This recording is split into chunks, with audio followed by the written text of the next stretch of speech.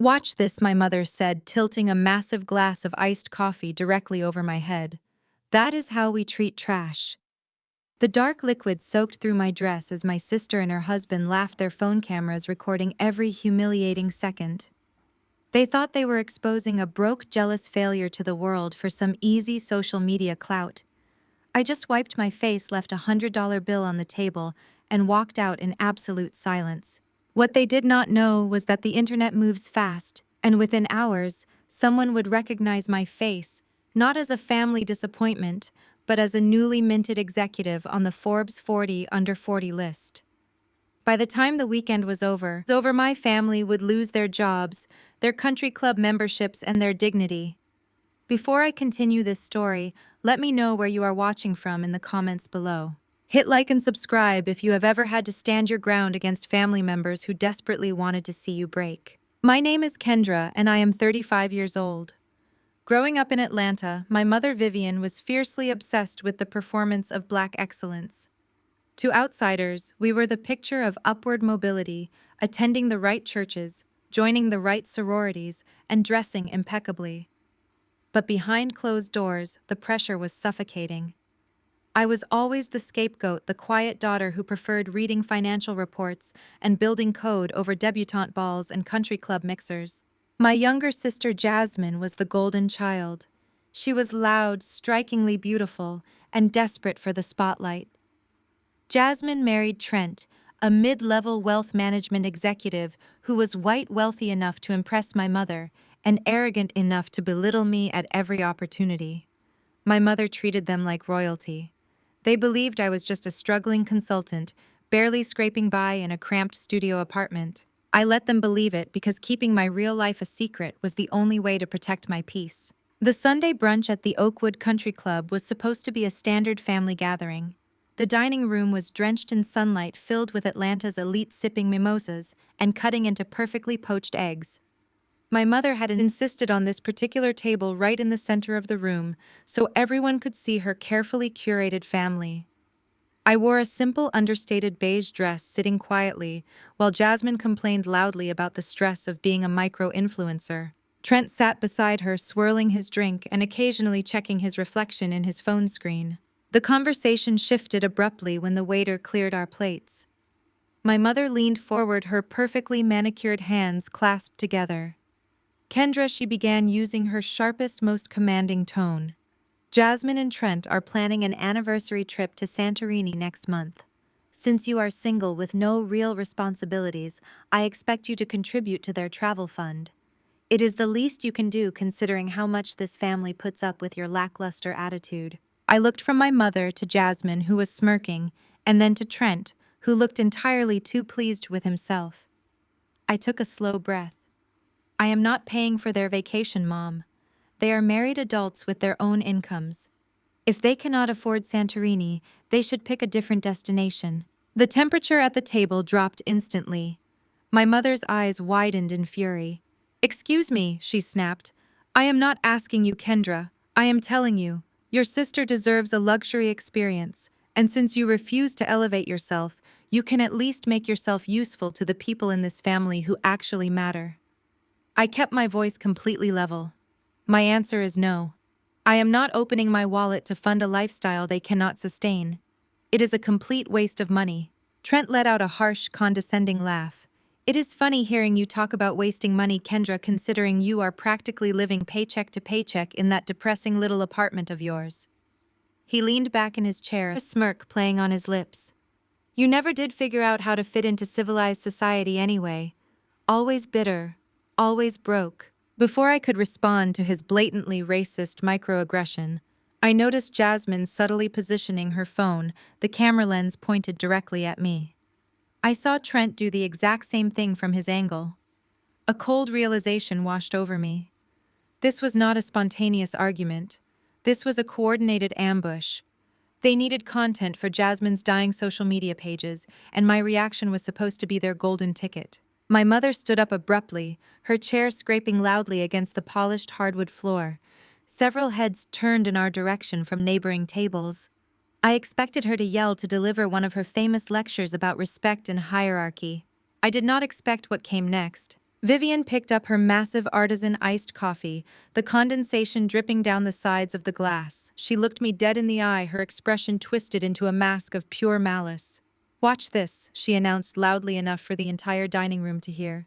"That is how we treat trash." With a swift, deliberate motion, she tilted the glass and poured the entire freezing contents directly over my head. The ice cubes struck my scalp. The dark, sticky coffee cascaded down my face, ruining my hair and soaking completely through my beige dress. I sat there frozen in shock as the cold liquid dripped from my chin and pooled in my lap.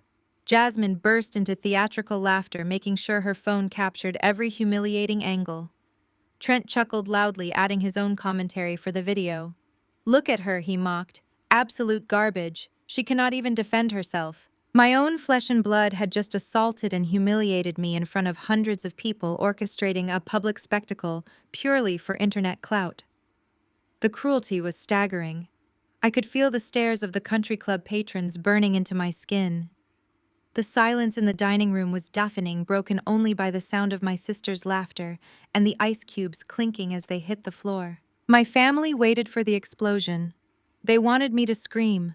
They wanted me to cry. They wanted a chaotic, messy reaction that would feed into the angry black woman stereotype Trent so desperately wanted to project onto me. They wanted a video that would go viral, painting me as the unstable sister, ruining their perfect Sunday brunch. I refused to give them what they wanted. I did not shed a single tear. I did not raise my voice. I did not even glare at them. Slowly and deliberately, I reached for a cloth napkin and wiped the coffee from my eyes. The absolute chilling silence I maintained seemed to unnerve my mother. Her triumphant smile faltered slightly as I calmly opened my purse. I pulled out a crisp $100 bill and placed it neatly on the table right in front of her. "For the dry cleaning of the tablecloth," I said softly, my voice devoid of any emotion. I pushed my chair back, stood up, and smoothed down my ruined dress. I did not look at Jasmine's camera. I did not look at Trent. I simply turned and walked away. I kept my head held high, my posture perfectly straight, as I navigated through the sea of stunned onlookers. Waiters had stopped in their tracks. Wealthy patrons watched me with wide eyes, their forks suspended in midair. No one spoke. The dignity of my departure was a stark, jarring contrast to the trashy, vicious behavior of my family. I walked out the grand double doors of the Oakwood Country Club, leaving them behind to deal with the awkward, heavy silence of the dining room they had just disrupted. I drove straight to my actual residence. My family believed I lived in a cramped, rundown studio on the outskirts of the city. In reality, I pulled into the private underground garage of a luxury high-rise building where I owned a sprawling penthouse overlooking the Atlanta skyline. For the past decade, I had been building a digital financial empire, a fintech platform designed to close the wealth gap for minority women. I had kept my millions entirely hidden from my greedy, status-obsessed family. By the time I stepped out of my private elevator and walked into my pristine living room, my phone was buzzing relentlessly. I stripped off the ruined coffee-stained dress, took a hot shower, and wrapped myself in a plush robe before finally checking my screen. The video was already live. Jasmine had not wasted a single second. She had edited the footage to remove her ridiculous demands for a vacation and started the clip right at Trent's provocation and my mother's assault. The title read, "Dealing with a Toxic, Broke, and Jealous Sister at Family Brunch." I watched the view count climbing at an alarming rate. 10,000 views, 50,000, 100,000. It was catching the algorithm's attention. I scrolled through the comment section and felt a deep, profound disgust. My family was actively engaging with the audience, spinning a massive web of lies. Jasmine pinned a comment to the top of the video saying, "For everyone asking, this has been building up for years. My sister refuses to work constantly, begs our parents for money, and tried to ruin our family outing today because she is jealous of my marriage. We finally had to put our foot down." My older brother Malik, who had not even been at the brunch, chimed in from his verified account. "She is a total freeloader. Mom did what she had to do to teach her a lesson. Do not feel sorry for her." Trent was replying to comments praising my mother's actions, adding fuel to the fire. "She is impossible to be around. Never contributed a dime to this family but expects to be treated like royalty. They were gaslighting the entire internet, painting me as a bitter, lazy villain to justify their physical assault and public humiliation. They thought they had won. They thought they had successfully destroyed my reputation while elevating their own online presence. I set my phone face down on the marble kitchen island. They wanted a public spectacle. They wanted the world to watch. What they completely failed to realize was that when you invite millions of strangers into your business, you cannot control what they uncover. My family had just handed me the match to burn their carefully constructed fake lives to the ground, and I was more than ready to watch it all ignite. I stepped out of the steamy shower, letting the heavy glass door slide shut behind me. The scent of roasted coffee beans and spoiled milk finally washed down the drain, taking the last physical traces of my mother's humiliation with it. I wrapped myself in a thick heated towel and walked over to the floor-to-ceiling windows of my master bedroom. The Atlanta skyline stretched out before me, a sea of glittering lights that felt a world away from the country club drama. Growing up in Vivian's house meant playing a role. You were either a prop to elevate her social standing, or you were an embarrassment to be hidden away. Jasmine played the game perfectly. She had the pageant smiles, the designer bags bought on maxed-out credit cards, and the loud performative personality that drew all the attention. My older brother Malik was the handsome athlete, the son who could do no wrong, even when he was dropping out of college and moving back into his childhood bedroom. And then there was me. My mother worshipped at the altar of appearances. Black excellence to her was not about building generational wealth or uplifting the community. It was about making sure the neighbors saw you driving a leased Mercedes and carrying a luxury tote, even if you were drowning in debt behind closed doors. Because I refused to participate in that financial suicide, I became the family punching bag. I wore thrifted clothes in high school, so I could save money from my tutoring jobs. I drove a reliable used sedan long after I could afford a luxury vehicle. To them, my modesty was proof of my failure. They called me lazy. They said I lacked ambition. They looked at my quiet demeanor and mistook it for weakness. When I sat at those family dinners, listening to Trent explain basic economics to me, with that condescending smirk, I had to bite the inside of my cheek to keep from laughing. He was a low-level paper pusher making a fraction of what I paid my junior developers. Yet he felt entirely comfortable lecturing me about the stock market because of the color of my skin and the modesty of my lifestyle. Jasmine would nod along, sipping champagne. She could not afford looking at me with absolute pity. The restraint it took to sit there knowing I could buy Trent's entire wealth management firm and liquidate it before dessert was an exercise in extreme discipline. What they did not know was that while they were busy maxing out credit cards to buy VIP tables at local nightclubs, I was teaching myself to code. I was studying market trends, analyzing the systemic barriers that kept women of color locked out of traditional banking and investment opportunities. 10 years ago, I took a massive risk. I stepped away from traditional corporate ladders and poured every dime I had into developing a proprietary algorithm. That algorithm became the foundation of my fintech platform. My company was not just an app, it was a movement. I grew tired of seeing women who looked like me being denied business loans, facing predatory interest rates, and being shut out of generational wealth building. I designed a system that bypassed traditional biased credit scoring. We provided microloans to Black and brown female entrepreneurs. We offered automated investment portfolios tailored for working mothers. We built a community. It was real, tangible excellence, not the superficial show my mother put on for the country club board members. Vivian cared about looking rich.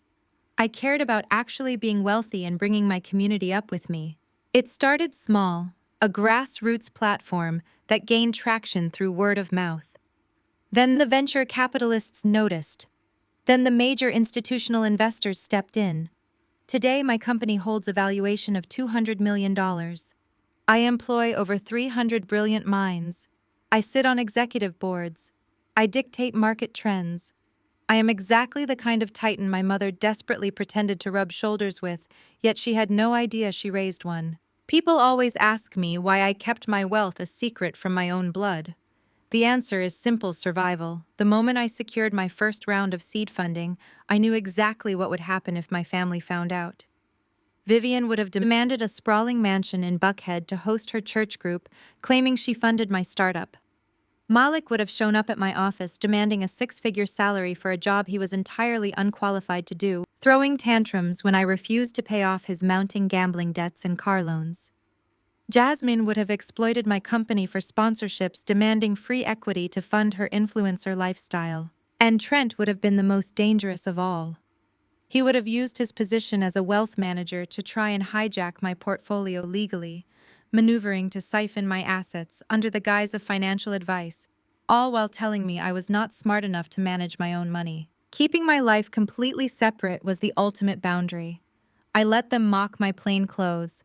I let them roll their eyes when I said I could not afford to split a $500 dinner bill. I swallowed my pride because protecting my peace was worth infinitely more than proving them wrong. I built a fortress around my reality, filled with genuine friends, loyal colleagues, and a purpose that drove me every single day. I gave them the broke, struggling sister they needed to feel superior, and in exchange I got to keep my soul intact. But as I stood there watching the city lights, my phone vibrating relentlessly on the nightstand with notifications from Jasmine's viral video, I knew the time for hiding was over. They had crossed the line from toxic to dangerous. They had brought my image into the public square, trying to brand me as a volatile, bitter failure for their own financial gain. It was time to show them exactly what a real failure looked like. The morning sun poured through the floor-to-ceiling windows of my penthouse, but I was already awake and dressed. My phone screen illuminated the dark mahogany of my kitchen island. Jasmine's video had officially crossed the 5 million view mark overnight. 5 million strangers watching my mother humiliate me. 5 million people consuming the fabricated narrative that I was a bitter, unstable failure who deserved to be treated like garbage. The digital harassment was relentless, but I knew my family well enough to know that online clout was never their endgame. With my mother and siblings, everything eventually came down to money. I dressed in a plain, unbranded blazer and simple slacks. I called my private driver and gave him the address I gave everyone in my family.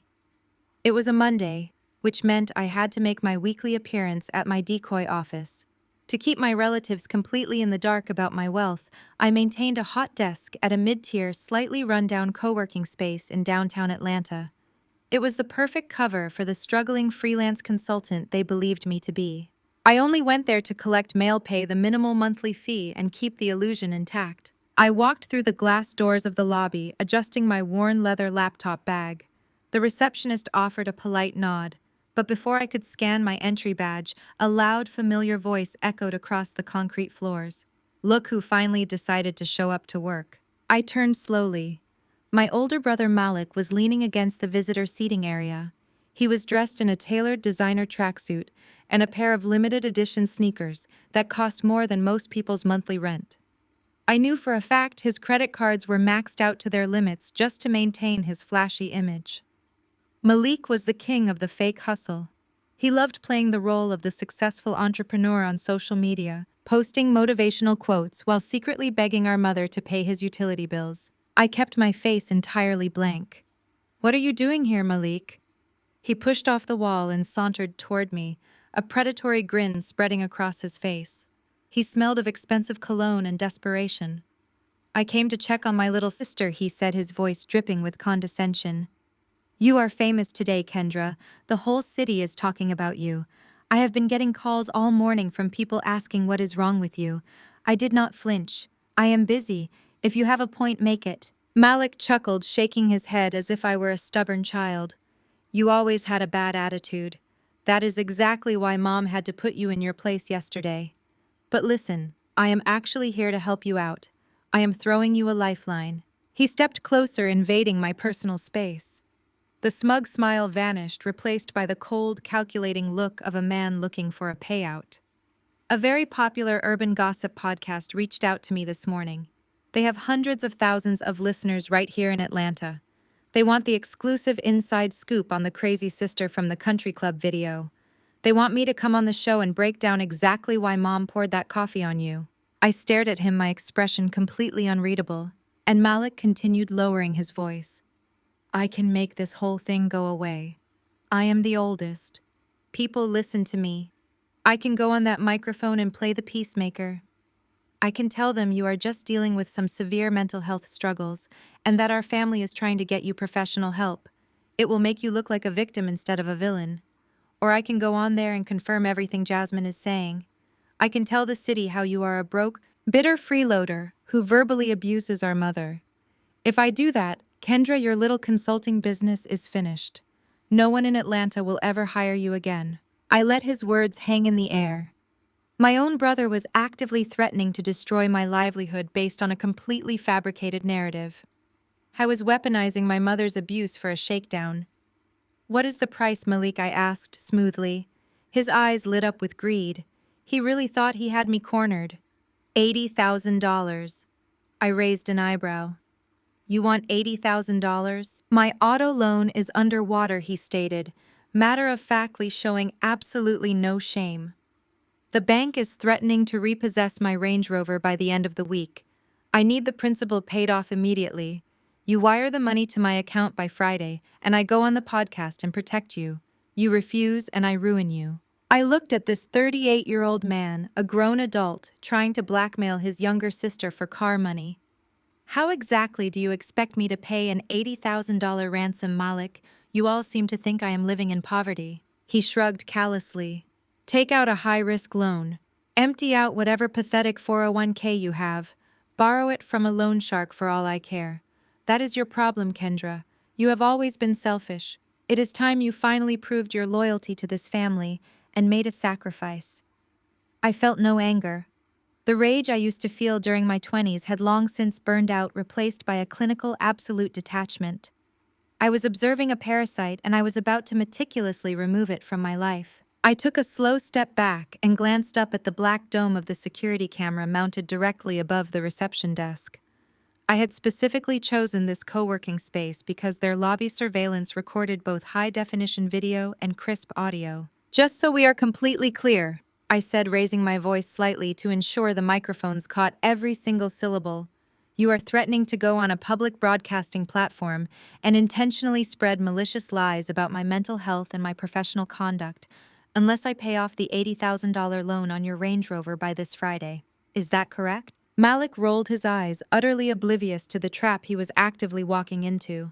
Call it whatever you want, Kendra. Call it an investment in your future. You have until Friday. Get the money or your reputation in this city is dead. I gave him a cold, empty smile. The kind of smile a predator gives right before the trap snaps shut. My answer is no, Malik.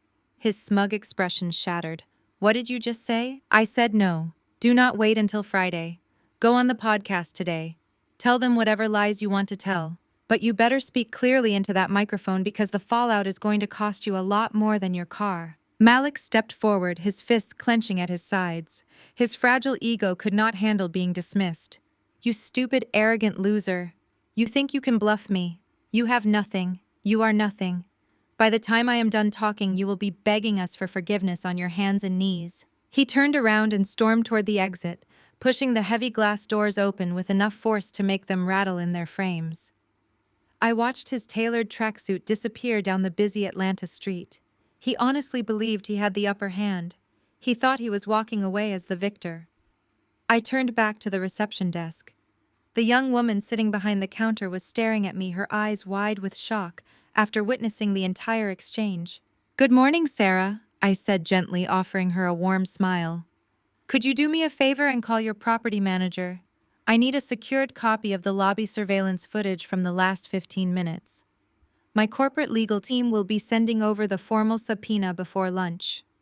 Sarah nodded quickly, picking up her desk phone with trembling hands. The digital harassment from Jasmine and my mother was one thing, but Malik had just crossed a very clear, very documented line into felony extortion. I pulled out my phone and sent a brief text to my lead attorney, Marcus Vance. I told him to add felony blackmail to the growing dossier. The receipts were piling up perfectly. My family wanted to burn my life to the ground, but they were the ones standing in the house happily pouring the gasoline. All I had to do was strike the match. I stepped out of the co-working space and into the waiting black SUV my private driver had idling by the curb. The heavy doors closed, shutting out the noise of downtown Atlanta. I sank back into the leather seat. The adrenaline from Malik's pathetic extortion attempt was fading into a cold and calculated focus. The trap was set.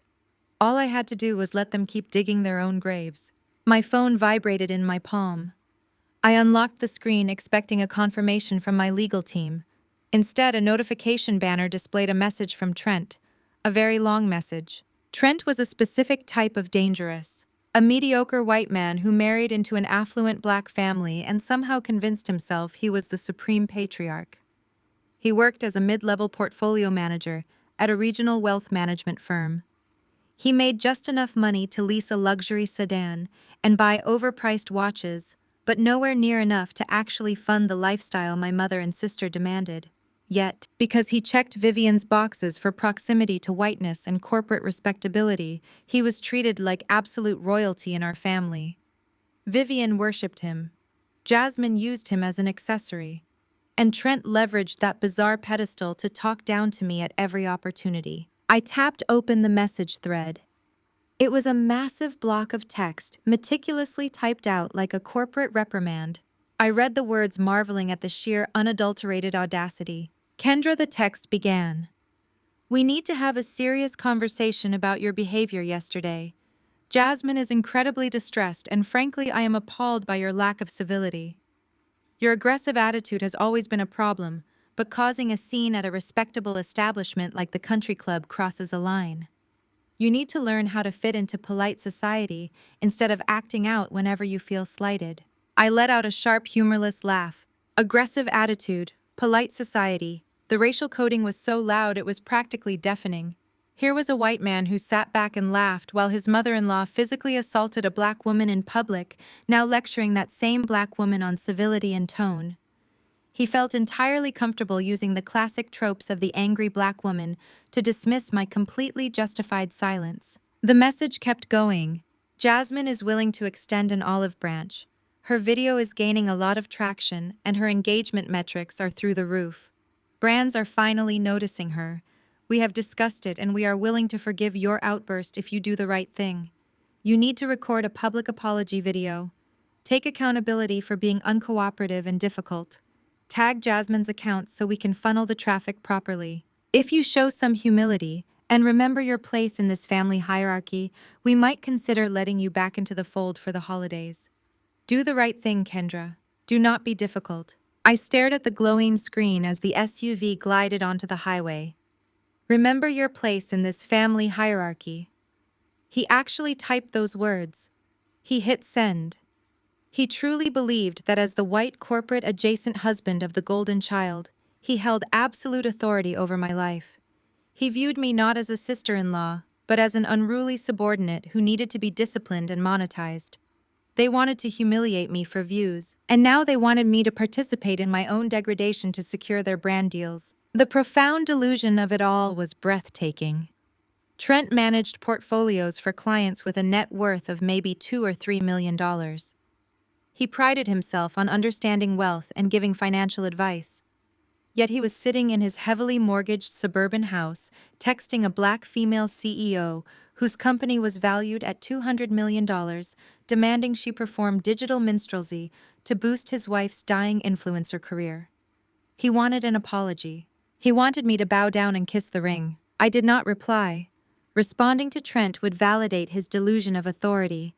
It would give him the back and forth argument he was craving to prove to Jasmine how he was handling the situation like a real man. Instead, I took 3 clear screenshots of the entire message thread. I forwarded the images directly to my lead attorney with a single instruction appended to the email. Add this to the file for the cyberbullying and defamation suit. I then opened a separate secure financial application on my phone. My holding company diversified its investments across dozens of major institutional funds. I pulled up the portfolio allocation breakdown and ran a quick search. There it was. My firm was the largest institutional investor anchoring the exact wealth management group where Trent was currently employed. I provided the capital that paid his salary. I was the invisible force keeping his entire branch afloat. I locked my phone and looked out the tinted window of the SUV. The Atlanta skyline gleamed under the midday sun. Trent wanted to talk about polite society. He wanted to discuss professional conduct and financial accountability. He was about to receive a masterclass in all three. My family thought they were playing a game of social media checkers, moving pieces around a board for likes and comments. They did not realize I owned the board. The SUV pulled into the private subterranean garage of my building. I took the private elevator up to the penthouse, my mind functioning with absolute terrifying clarity. I walked straight past the velvet sofas and the panoramic views of the city, heading directly into my home office. It was time to go to work. I placed my phone on the sleek glass desk and opened my laptop. Emotional responses were exactly what my mother and siblings banked on. They thrived on chaos, on shouting matches, on the messy drama that made them feel important. I refused to play their game. True power does not scream. True power maneuvers. I dialed my lead corporate attorney. The phone barely rang once before he answered. I told him to initiate a full legal lockdown. I wanted the country club surveillance footage formally secured, completely establishing the premeditated nature of the assault. I forwarded the high-definition video from the co-working space lobby, capturing every single word of Malik, trying to extort $80,000 from me. We categorized it formally as felony blackmail. Then I brought up Trent. I instructed my legal team to draft a comprehensive lawsuit for cyberbullying, defamation, and the unauthorized commercial use of my likeness. But civil lawsuits take time, and I wanted Trent to feel the consequences immediately. I directed my attorney to draft a formal notice to the senior partners at Trent's wealth management firm. The notice would simply state that my holding company was initiating a review of our institutional investments due to a breach in their corporate morals clause. We explicitly cited the viral video featuring one of their portfolio managers engaging in public harassment and racial hostility. Next, I dialed my crisis management and public relations firm. They were the absolute best in Atlanta, a team of industry sharks who usually handled corporate scandals and political fallout. My lead publicist answered, her voice laced with concern, asking if I wanted them to issue a polite neutralizing statement to kill the trending video before it did any professional damage. I told her absolutely not. I explicitly ordered them to let the video keep climbing. Let Jasmine go on every local podcast she could find. Let my mother share the link to every single person in her church congregation. Let them monetize the humiliation. I wanted them feeling incredibly confident, completely oblivious to the legal and financial avalanche currently forming right above their heads. However, I gave the PR team one highly specific instruction. I told them to reach out to a prominent tech journalist we had worked with in the past. I wanted them to quietly direct his attention to the video, specifically to my face, and cross-reference it with the upcoming Forbes 40 Under 40 list that was scheduled to drop. We were going to weaponize their viral moment and flip the narrative entirely.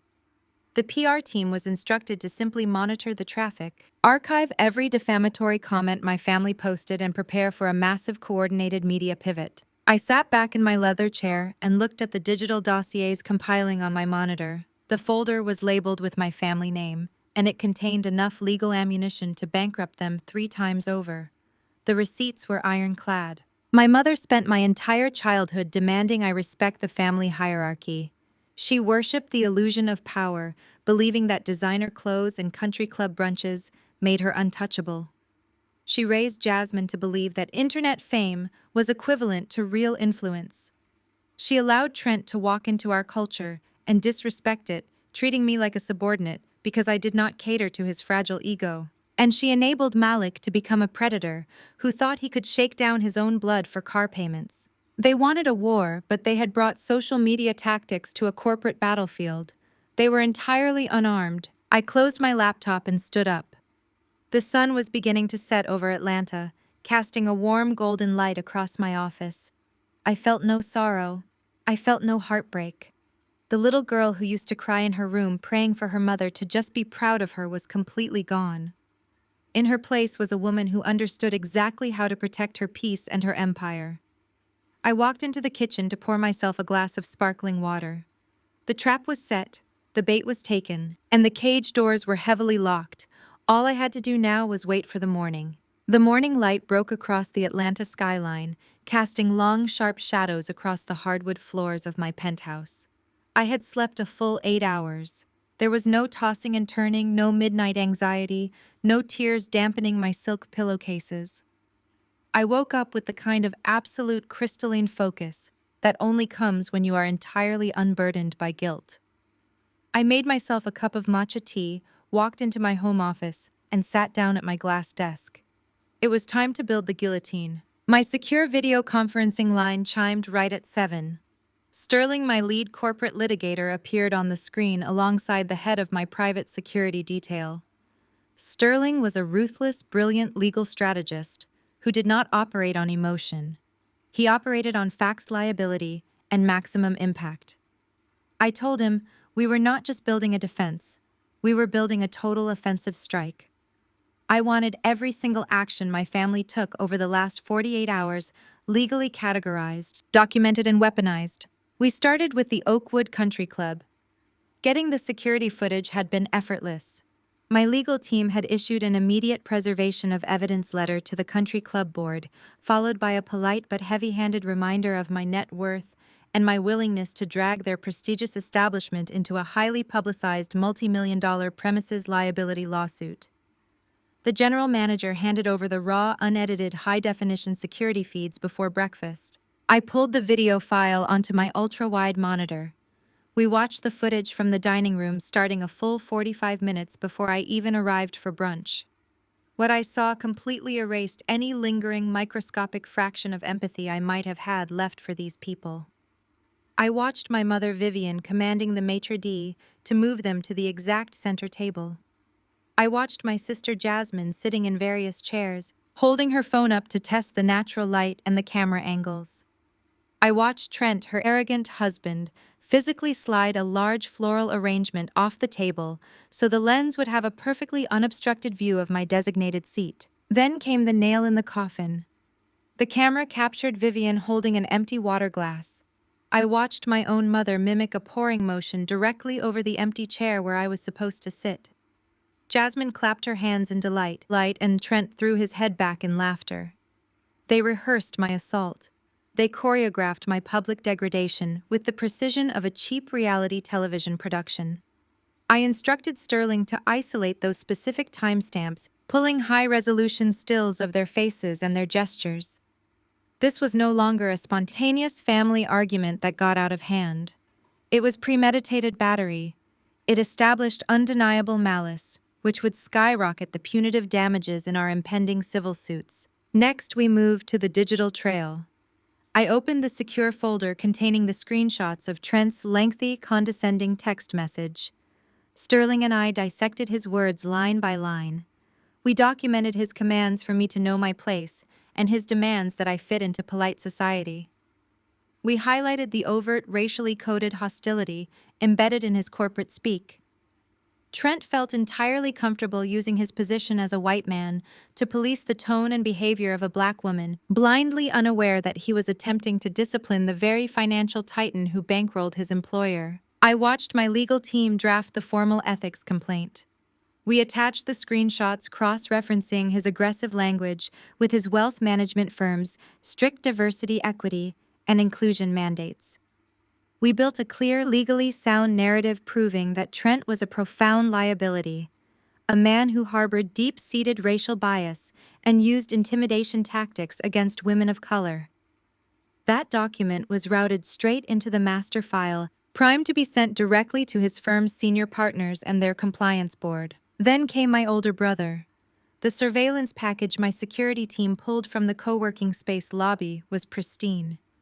I played the video file, the audio crisp and clear through my office speakers. Malik's voice echoed in the room, dripping with greedy entitlement. I listened to him demand $80,000 to save his luxury SUV from repossession. I heard him explicitly threaten to go on a prominent urban gossip podcast to spread malicious, fabricated stories about my mental health. I watched the screen as I calmly asked him to verify his demands, and I watched him arrogantly take the bait, confirming his intent to ruin me if I did not pay his ransom. Sterling smiled a tight, dangerous smile through the video feed. It was textbook felony extortion. Malik had crossed a massive legal line by attempting to use a public broadcasting platform for blackmail and financial coercion. We packaged the high-definition video, the certified audio transcript, and a comprehensive timeline of his threat into a formal criminal complaint. Malik thought he was hustling his little sister. He was actually handing me the key to his own jail cell. I spent the next 2 hours assembling the master dossier. I created a heavily encrypted directory on my secure server and named it the Oakwood file. Inside, I created distinct subfolders for each of my abusers. Vivian received the assault battery and premeditation files. Jasmine received the cyberbullying, unauthorized commercial use of likeness and defamation files. Trent received the corporate ethics violations and racial hostility files. Malik received the felony extortion and blackmail files. Every single document was verified, timestamped, and legally bulletproof. I sat back in my ergonomic chair and stared at the digital manifestation of their ruin. For 35 years, my family had controlled the narrative. They had painted me as the difficult one, the failure, the outcast who simply could not measure up to their toxic, superficial standards of black excellence. They used their loud voices, their designer clothes, and their shiny social media profiles to drown out my reality. But data does not lie. Security footage does not gaslight. Certified financial records and audio transcripts do not manipulate the truth to protect a fragile ego. I felt a profound sense of calm. I was not acting out of anger or sorrow. Anger is chaotic and sorrow makes you sloppy. What I was executing was a strategic surgical realignment of power. I was taking the exact tools they used to build their fake empires and using them to dismantle their lives piece by piece. I closed the encrypted dossier and locked my screen. The evidence was secured. The legal framework was flawless. The foundation of their destruction was poured and set in solid concrete. I sat in my home office with my eyes locked on the primary monitor. My publicist Camille had granted me access to their back-end analytics dashboard so I could watch the digital landscape shift in real time.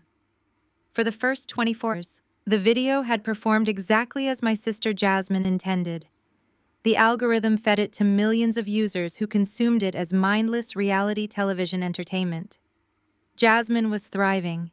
She was posting daily updates, filming herself, crying fake tears on her sofa, talking about the severe emotional toll of having a toxic, financially unstable sister who refused to contribute to the family. She even dropped a link to a Cash App account, asking her followers to help fund the Santorini vacation that I had supposedly ruined. The audacity was almost impressive, but her window of triumph was rapidly closing. At precisely 2 p.m, the tide began to turn. It did not start with a gossip blog or a dramatic statement from my legal team. It started on X, the platform formerly known as Twitter, in a corner of the internet, entirely removed from Jasmine's superficial influencer bubble. Elias Grant was a senior editor at a prominent tech publication. He was highly respected in Silicon Valley, known for his sharp market analysis and his upcoming coverage of the highly anticipated Forbes list. Elias was not the type of man who engaged in family drama, but the algorithm had pushed Jasmine's video onto his feed due to its sheer velocity. Camille forwarded me the exact post the second it went live. Elias had taken a screenshot of the video, pausing it at the precise moment my mother tilted the glass of iced coffee over my head. He zoomed in on my profile, enhancing the image until my features were undeniable. He posted the image alongside a professional headshot taken from my company's most recent press release. His caption was simple but devastating.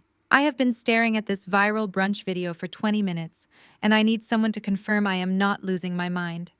The woman in the beige dress being called a broke freeloader by her family. That is the founder and CEO of Aura Finance. I literally just finished writing a profile on her. Her company closed a Series C funding round last month, valuing them at $200 million. Why is her family humiliating a tech titan for internet clout? The post sat quietly for about 10 minutes before it caught the attention of a major venture capitalist who followed Elias. The investor quote tweeted the original post. Can confirm. I sat across the table from her during a board meeting last Tuesday. She is brilliant, ruthless, and entirely self-made. The fact that her own family is publicly harassing her while calling her broke is the most bizarre psychological projection I have ever witnessed. That was the spark. The algorithmic wildfire ignited instantly. The internet is a terrifying, uncontrollable beast, but when pointed in the right direction, it operates with the precision of a digital firing squad. Within an hour, Elias's post had 50,000 retweets. The story crossed over from tech Twitter and collided head-on with Black Twitter, creating a cultural shockwave that completely vaporized Jasmine's carefully constructed narrative. Internet sleuths went to work immediately. They are unpaid, relentless, and incredibly thorough. A user pulled the corporate registration documents for Aura Finance, highlighting my name as the sole founder and majority shareholder. Another user found my philanthropic records, posting screenshots showing the six-figure donations my company made to support minority women in business. They contrasted my massive verified financial footprint with the narrative my mother and sister were peddling. The tone of the internet shifted from mocking laughter to absolute righteous fury. The public quickly realized they were not watching a family put a lazy relative in her place. They were watching a group of deeply insecure, jealous people physically assault a highly successful Black woman who had quietly surpassed them in every conceivable metric. I watched the dashboard as the comments on Jasmine's original video began to change. Users started flooding her page with questions she could not answer. Why are you calling your sister broke when she is a multi-million-dollar CEO? Is this why she did not want to pay for your vacation? Because you treat her like a walking ATM. Did your mother really just pour coffee on a Forbes list executive? Jasmine panicked. She tried to deploy her usual damage control tactics. She started frantically deleting comments, but trying to moderate a viral video undergoing a massive public backlash is like trying to stop a flood with a paper towel. For every comment she deleted, 10 more appeared. Users started taking screenshots of her deleting comments and posting them to other platforms. The hashtag #AuraFinanceCEO began trending right alongside her original video. Then the sleuths turned their attention to the audio. Someone downloaded the high-definition version of the video and isolated the background voices. They enhanced the exact moment Trent, my white brother-in-law, laughed and told me I never figured out how to fit into civilized society anyway. The internet did not let that slide. The racial coding of his statement was dissected and magnified across thousands of reaction videos. Black creators on TikTok stitched the footage, pointing out the sheer audacity of a mediocre white man sitting at a country club table laughing, while a Black woman was assaulted and having the nerve to lecture a self-made millionaire about civilization. They wanted to know exactly who Trent was. It took them less than 45 minutes to find him. A user noticed the reflection in the polished silver coffee pot sitting on the table. They enhanced the image, matched his profile to his LinkedIn account, and dropped his full name, his job title, and his employer right into the public square. "Isn't this Trent from that regional wealth management firm?" a user tweeted. "He manages portfolios worth maybe a few $1,000,000, and he is calling a woman worth 200 million broke and uncivilized." The financial insecurity is screaming. People started tagging Trent's employer. Thousands of users demanded to know if the firm endorsed their executives participating in the public racial harassment and physical bullying of Black women. My older brother Malik was not spared from the digital execution.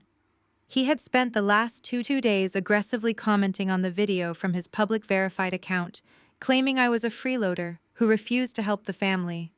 A financial sleuth pulled Malik's public records. They found his history of loan defaults. They found the impending repossession order for his luxury SUV. They posted the court documents right beneath his boastful comments. So the brother calling the millionaire sister a freeloader is currently hiding his Range Rover from the repo man, someone commented. You cannot make this up. This is a masterclass in narcissistic projection. I sat back in my leather chair taking a slow sip of my matcha tea. The silence in my penthouse was absolute, but my monitors displayed a symphony of pure, unadulterated chaos. My family had dragged me into the Colosseum expecting the crowd to cheer for my demise. Instead, the crowd had turned around, locked the gates, and unleashed the lions on them. My phone began to vibrate violently on the desk. The incoming calls stacked up one after another, first Jasmine, then Malik, then Vivian. They were calling back to back, desperately trying to reach the daughter they had just tried to destroy. I did not answer a single one. I simply watched the screen light up and go dark over and over again. They were finally realizing that the fake reality they had built to protect their fragile egos had completely collapsed, and the whole world was watching them suffocate in the rubble. The ringing of my phone eventually stopped, leaving the penthouse in a state of absolute ringing silence. My family had finally realized I was not going to pick up. They were locked out of my world, left to panic in the dark, while the digital storm raged around them. I did not have a second to dwell on their desperation, because my secure line chimed. It was Camille, my lead publicist. She did not bother with greetings. "The editorial board just greenlit the pivot," she said, her voice sharp and crackling with professional adrenaline. They saw the traffic the video was pulling and realized they were sitting on the biggest tech story of the quarter. "The list drops in exactly 3 minutes. Refresh your browser." I opened a new tab on my monitor and navigated to the main page of Forbes. I watched the clock in the upper right corner of my screen tick down the seconds. My heart did not race. My palms did not sweat.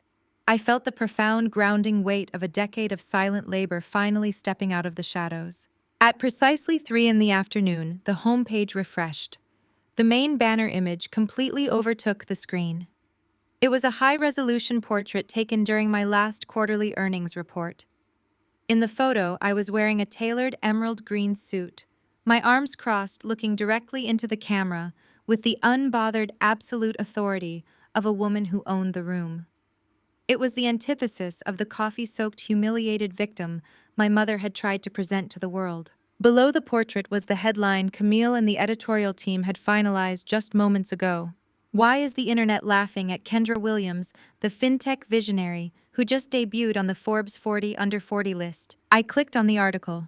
The feature was extensive, meticulously researched, and absolutely devastating to my family's fabricated reality. The writer did not just announce my placement on the prestigious list. They used my sudden viral infamy as a framing device to contrast the sheer absurdity of the country club video with the verifiable institutional reality of my wealth. The opening paragraph hit like a freight train. It painted the scene of the viral video describing the cruel, coordinated assault by my family, and then masterfully pivoted. The writer noted the profound irony of a family mocking a woman for being a broke freeloader, when that exact woman was currently holding a majority stake in a company valued at $200 million. The article broke down the genesis of Aura Finance. It detailed how I had spent the last 10 years developing a proprietary algorithm designed to bypass traditional biased banking metrics to provide microloans and investment portfolios for Black and brown female entrepreneurs. The piece outlined my initial seed funding, the aggressive expansion into major markets, and the recent Series C funding round that had officially cemented my status as a tech titan. But the journalists did not stop at corporate valuations. They dug into the philanthropy. The article highlighted the specific community grants my company had distributed over the last fiscal year. It detailed the millions of dollars I had personally allocated to support affordable housing initiatives and small business incubators right here in Atlanta. The juxtaposition was blinding. The article placed my documented, audited financial history right next to the vile comments my brother Malik had left on Jasmine's video. It quoted his exact words, calling me a selfish freeloader, and then followed that quote with the certified tax records showing the massive community funds I managed. It exposed the absolute delusion of Trent, demanding I learn how to fit into civilized society while profiling my position on the advisory boards of 3 different national economic councils. By the time I reached the end of the feature, I knew the narrative was permanently fractured.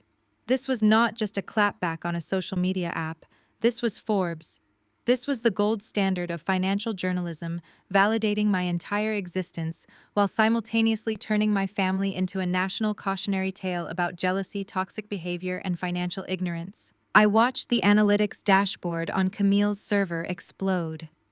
The article link was being shared at a terrifying velocity.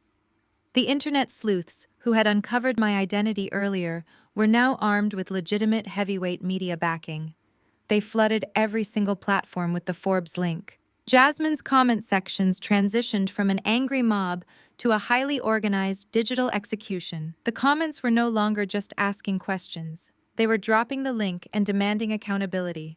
Your sister is a literal multimillionaire who funds black businesses, and you let your white husband call her uncivilized for views. Imagine pouring coffee on a Forbes 40 under 40 executive because she would not pay for your vacation. The sheer financial illiteracy of this family is staggering. You called her broke, but her company's valuation could buy your entire bloodline. You played yourself on a global stage. The illusion of the golden child was dead. Jasmine's entire brand was built on the projection of wealth, success, and superiority. In a single afternoon, she had been exposed as a desperate, cruel opportunist, actively trying to leech off the very sister she was publicly abusing. The Forbes article proved that everything Jasmine pretended to be I actually was. But the psychological destruction of my mother was the most profound victory of all. Vivian had spent my entire life worshipping at the altar of high society. She cared more about the opinions of the women in her country club and the congregation at her church than she did about the mental and emotional well-being of her own daughter. She believed that wearing designer labels and commanding the center table at Sunday brunch made her powerful. The Forbes article completely dismantled her worldview. It proved that true power did not require shouting or performance. It proved that while she was busy trying to humiliate me to maintain her superficial hierarchy, I had bypassed her entirely. I had reached the absolute pinnacle of the very society she spent her life trying to impress, and I had done it without her help, without her approval, and without her knowledge. My private security detail sent a notification to my desktop. The perimeter of my building was secure, but they noted a significant increase in media requests bouncing to the front desk. Major news outlets were picking up the Forbes feature. The morning shows were already emailing Camille to request exclusive interviews. The story had transcended local gossip and entered the national news cycle. I stood up and walked over to the floor-to-ceiling windows. The Atlanta traffic moved in slow, glowing ribbons far below me.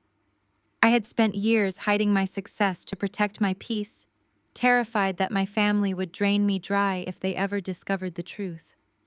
I had allowed them to force me into the role of the scapegoat, absorbing their insults and their condescension, because it was easier than fighting a war I thought I could never win. But looking down at the city, feeling the weight of the Forbes article echoing across the internet, I realized I had not just won the war, I had rewritten the rules of engagement. I had weaponized my silence. I had let them dig a hole so deep they could never climb out, and then I simply turned on the lights so the whole world could see exactly who they were. My phone vibrated on the desk again. It was a text message from a blocked number, but the arrogant, demanding syntax gave the sender away instantly. It was Trent. He was trying to bypass the legal block I had placed on his contact information. I did not open the message, but the preview text glowed brightly on the screen. Kendra, you need to call the publication right now and tell them to take this down. My firm is demanding a meeting. You are ruining our lives. I smiled, a slow, cold expression that did not reach my eyes. They were finally beginning to understand that the coffee they poured was not going to wash out, and the stain they left on their own lives was permanent. I stared at the glowing preview of Trent's message on my screen. You are ruining our lives. The profound lack of self-awareness required to send that text, after he and his wife deliberately tried to destroy my reputation for internet clout, was genuinely astounding. I swiped the notification away, dismissing his panic with the simple flick of my thumb. I was not ruining their lives. I was simply holding up a mirror, and they were terrified of their own reflections. On my main monitor, the digital execution of my sister was accelerating at a staggering pace. Jasmine had built her entire online persona around the illusion of wealth, presenting herself as a high society wife dripping in luxury. The Forbes article completely shattered that facade, exposing her as a cruel, opportunistic bully who harassed her self-made multi-million-dollar sister. The internet, particularly Black Twitter, does not forgive that kind of betrayal. The backlash was instantaneous, methodical, and absolutely ruthless. I opened the analytics dashboard to watch the commentary flood Jasmine's original video. The tone had violently shifted from mindless entertainment to overwhelming condemnation.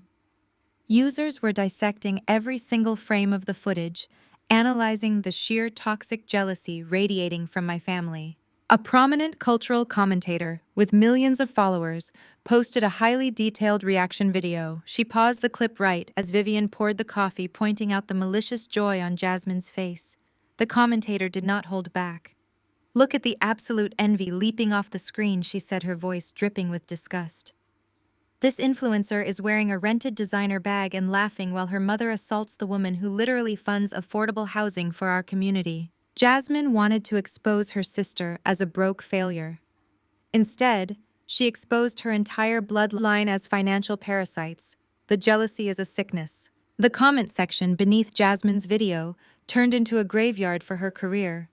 Thousands of users flooded her page, dropping the Forbes link and demanding accountability. They called out the fake wealth. They pointed out that while Jasmine was begging for brand deals and sponsorships, I was sitting on executive boards and dictating market trends. You called a $200 million CEO a freeloader because she would not pay for your vacation. The absolute broke energy you are projecting is humiliating. Imagine trying to publicly shame a Forbes 40 under 40 visionary. You played yourself on a global stage. The fact that you let your mediocre white husband call a successful black woman uncivilized tells us everything we need to know about your self-hate. Cancel her immediately. Jasmine tried to deploy her standard damage control tactics. She frantically deleted comments, but the sheer volume of the backlash made moderation impossible. For every comment she erased, 50 more appeared. Users began taking screenshots of her deleting comments and posting them to other platforms, accusing her of cowardice. The hashtag holding her accountable began trending worldwide. Realizing that deleting comments was a failing strategy, Jasmine attempted a catastrophic public relations pivot. She uploaded a hastily recorded video to her profile. She was sitting on her living room sofa wearing no makeup, her hair pulled back into a messy bun. She squeezed out a few performative tears and looked directly into the camera. "Hey guys," she began, her voice shaking with fake emotion. "I need to clear the air about the brunch video. It is being taken completely out of context. My sister and I have a very playful relationship. The coffee thing was just a family prank. We were doing a skit for social media and things just got a little out of hand. We love each other. Please stop sending hate to my family." The internet tore her apart within minutes. Nobody believed her. The users immediately fact-checked her pathetic apology, using the digital trail my family had foolishly left behind. People took screenshots of Malik's verified comments, where he explicitly called me a freeloader and praised our mother for putting me in my place. They took screenshots of Trent's replies where he mocked my financial status and told people I was impossible to be around. "You do not call your sister a bitter broke loser in a prank," a top comment read. "You do not let your husband make racist microaggressions in a skit. You got caught abusing a woman who is vastly superior to you in every single metric, and now you are crying because the brands are watching. Save the fake tears." The panic in my family finally breached the digital divide and hit my personal phone. The notifications began to roll in, lighting up my screen with a relentless, desperate rhythm. My mother, my sister, and my brother were realizing that they could not control the narrative anymore. They needed me to save them, and they were willing to say anything to make it happen. The first barrage of messages came from Vivian. My mother had always relied on authority and guilt to keep me in line, but her texts reeked of sheer, unadulterated terror. "Kendra Marie Williams, you call me this instant. The women at the church are sending me this Forbes article. My phone will not stop ringing. You need to tell your publicist to issue a statement. Tell them this is a misunderstanding. Tell them we were just joking around at the club. Kendra, please. They are calling to revoke my position on the charity board. You are taking this too far. We are family. You cannot do this to your own mother." I read her messages with a steady clinical detachment. She was not apologizing for pouring freezing coffee over my head. She was not apologizing for allowing Trent to disrespect me. She was solely panicked because the prestigious high society women she spent her entire life trying to impress were currently watching her being exposed as an abusive, jealous matriarch. She was losing her social currency, and to a woman like Vivian, social currency was oxygen. Next came the messages from Malik, the aggressive, extorting predator who had stood in my co-working space just hours ago. demanding $80,000 to save his luxury vehicle, was completely gone. In his place was a terrified man rapidly trying to walk back a felony. "You okay, let us talk about this. You know I was just hyping up the video for views. I was just playing a character online. I did not mean any of that stuff I said this morning. I do not really want the 80 grand. We are good. Do not send the lawyers after me. Please, little sis. Answer the phone. Let us handle this in-house." I did not reply. Malik had arrogantly threatened my livelihood fully, believing I was a struggling consultant he could bully into submission. I was now realizing that the woman he tried to blackmail had a corporate legal team capable of burying him under the prison. His sudden change of heart was not born of remorse. It was born of the terrifying realization that he had brought a butter knife to a nuclear war. Finally, Jasmine's messages filtered through. Her influencer empire was actively collapsing, and her texts were frantic, disjointed pleas for a rescue that was never going to come. "Kendra, please pick up. Sponsors are emailing my management. 2 brands just dropped me. They are canceling my affiliate links. You have to make a video with me. We can do a live stream. You can tell them we made up. Tell them you forgive me. Please, Kendra, I am your sister. My entire career is on the line. You cannot let them do this to me." I opened our family group chat. I saw the messages piling up, a chaotic symphony of demands, guilt trips, and pathetic apologies. For 35 years, I had jumped whenever these people demanded my attention. I had absorbed their insults, funded their mistakes, and shrunk myself down so their fragile egos could take up more space in the room. They expected me to do it again. They expected the quiet, compliant Kendra to step in, absorb the public backlash, and shield them from the consequences of their own malicious actions. I navigated to my message settings. I ensured that my read receipts were turned on. I wanted there to be absolutely no ambiguity about my awareness of their panic. I clicked on the group chat, marking every single desperate pleading message as read. I did not type a single letter. I did not offer a single word of comfort, anger, or negotiation. I simply looked at the tiny blue check marks appearing beneath their frantic texts, confirming that I had seen their terror, and I was choosing to do absolutely nothing to stop it. The silence I offered them was not an act of submission. It was an act of supreme, undeniable power. I set my phone face down on the glass desk, picked up my cup of matcha tea, and turned my chair back to face the sprawling Atlanta skyline. My family wanted a public spectacle, and the world was happily providing one. They were about to learn that when you build your entire life on a foundation of lies and cruelty, the truth does not just set people free. It burns the whole house down. The screen of my phone finally went dark, as the barrage of text messages slowed, but the digital assault was far from over. The quiet notifications of text messages were quickly replaced by the harsh, vibrating rhythm of incoming phone calls. I watched the caller ID flash my mother's name repeatedly. When the calls went unanswered, the red voicemail icon appeared. 137. They stacked up in rapid succession, a digital monument to Vivian's absolute panic. I picked up the phone, walked over to my kitchen island, and connected the audio to the smart speakers integrated into my penthouse ceiling. I did not want to hold the phone to my ear. I wanted to hear her unraveling fill the open space of the room I bought with the money she swore I would never make. I pressed play on the first message. "Kendra Marie." My mother's voice boomed through the speakers. She was using the full name reprimand, the exact tone she had used to discipline me since I was a child. But the heavy, authoritative bass that usually rattled my chest was completely gone. In its place was a breathless, frantic quiver that she was desperately trying to conceal. "I need you to answer this phone right now. The women at the country club are sending me links to this Forbes article. Pastor Thomas just called my cell. You need to fix this. You need to call your publicist, or whoever handles your business, and issue a statement. Tell them it was a joke. Tell them we were just playing around.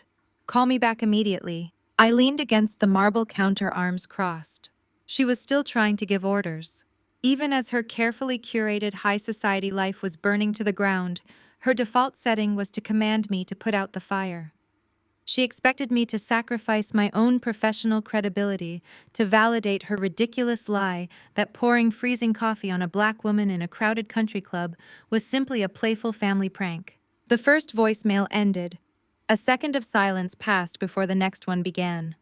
The commanding matriarch routine had failed to produce a callback, so she immediately pivoted to her second tactic: guilt. "How could you do this to your own mother?" Vivian demanded, her voice rising an octave. "After everything I sacrificed to put a roof over your head. After everything I did to make sure you had a good life. We are a family, Kendra. Family protects family. You are letting these online bullies tear us apart over a simple misunderstanding.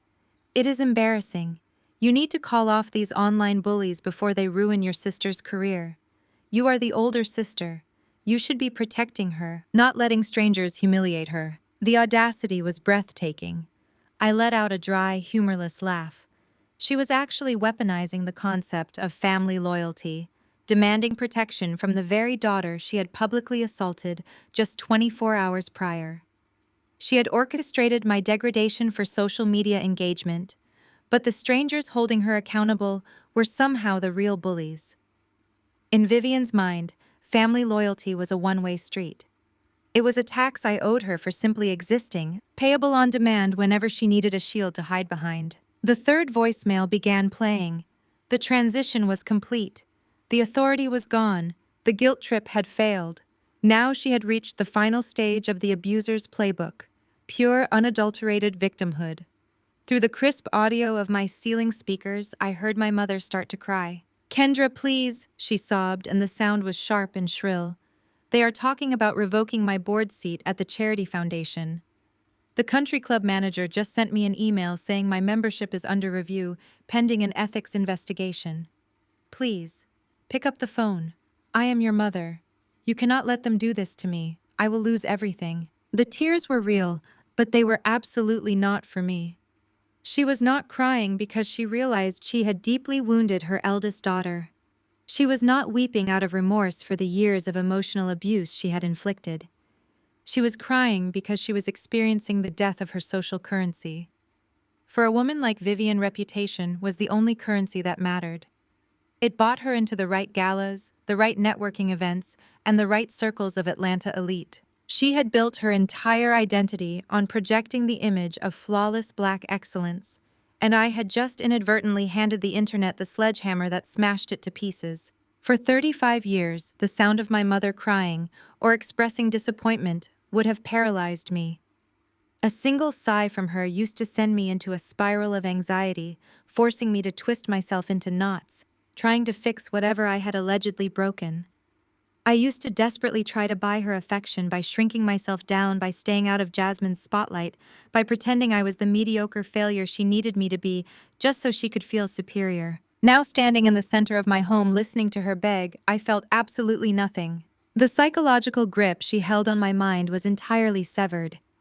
The imposing, terrifying matriarch who had dictated my self-worth for decades had been dragged into the daylight, revealing a frightened, insecure woman clutching desperately to a fading social status. The backpedaling was not powerful. It was just pathetic. She expected the daughter she had literally called trash to suddenly transform into her savior. The voicemails continued to play. 4, 5, 6. Each one spiraled further into delusion. She tried bargaining. She promised she would make Jasmine apologize to me in private. She offered to take me to a quiet dinner to smooth things over. A private dinner.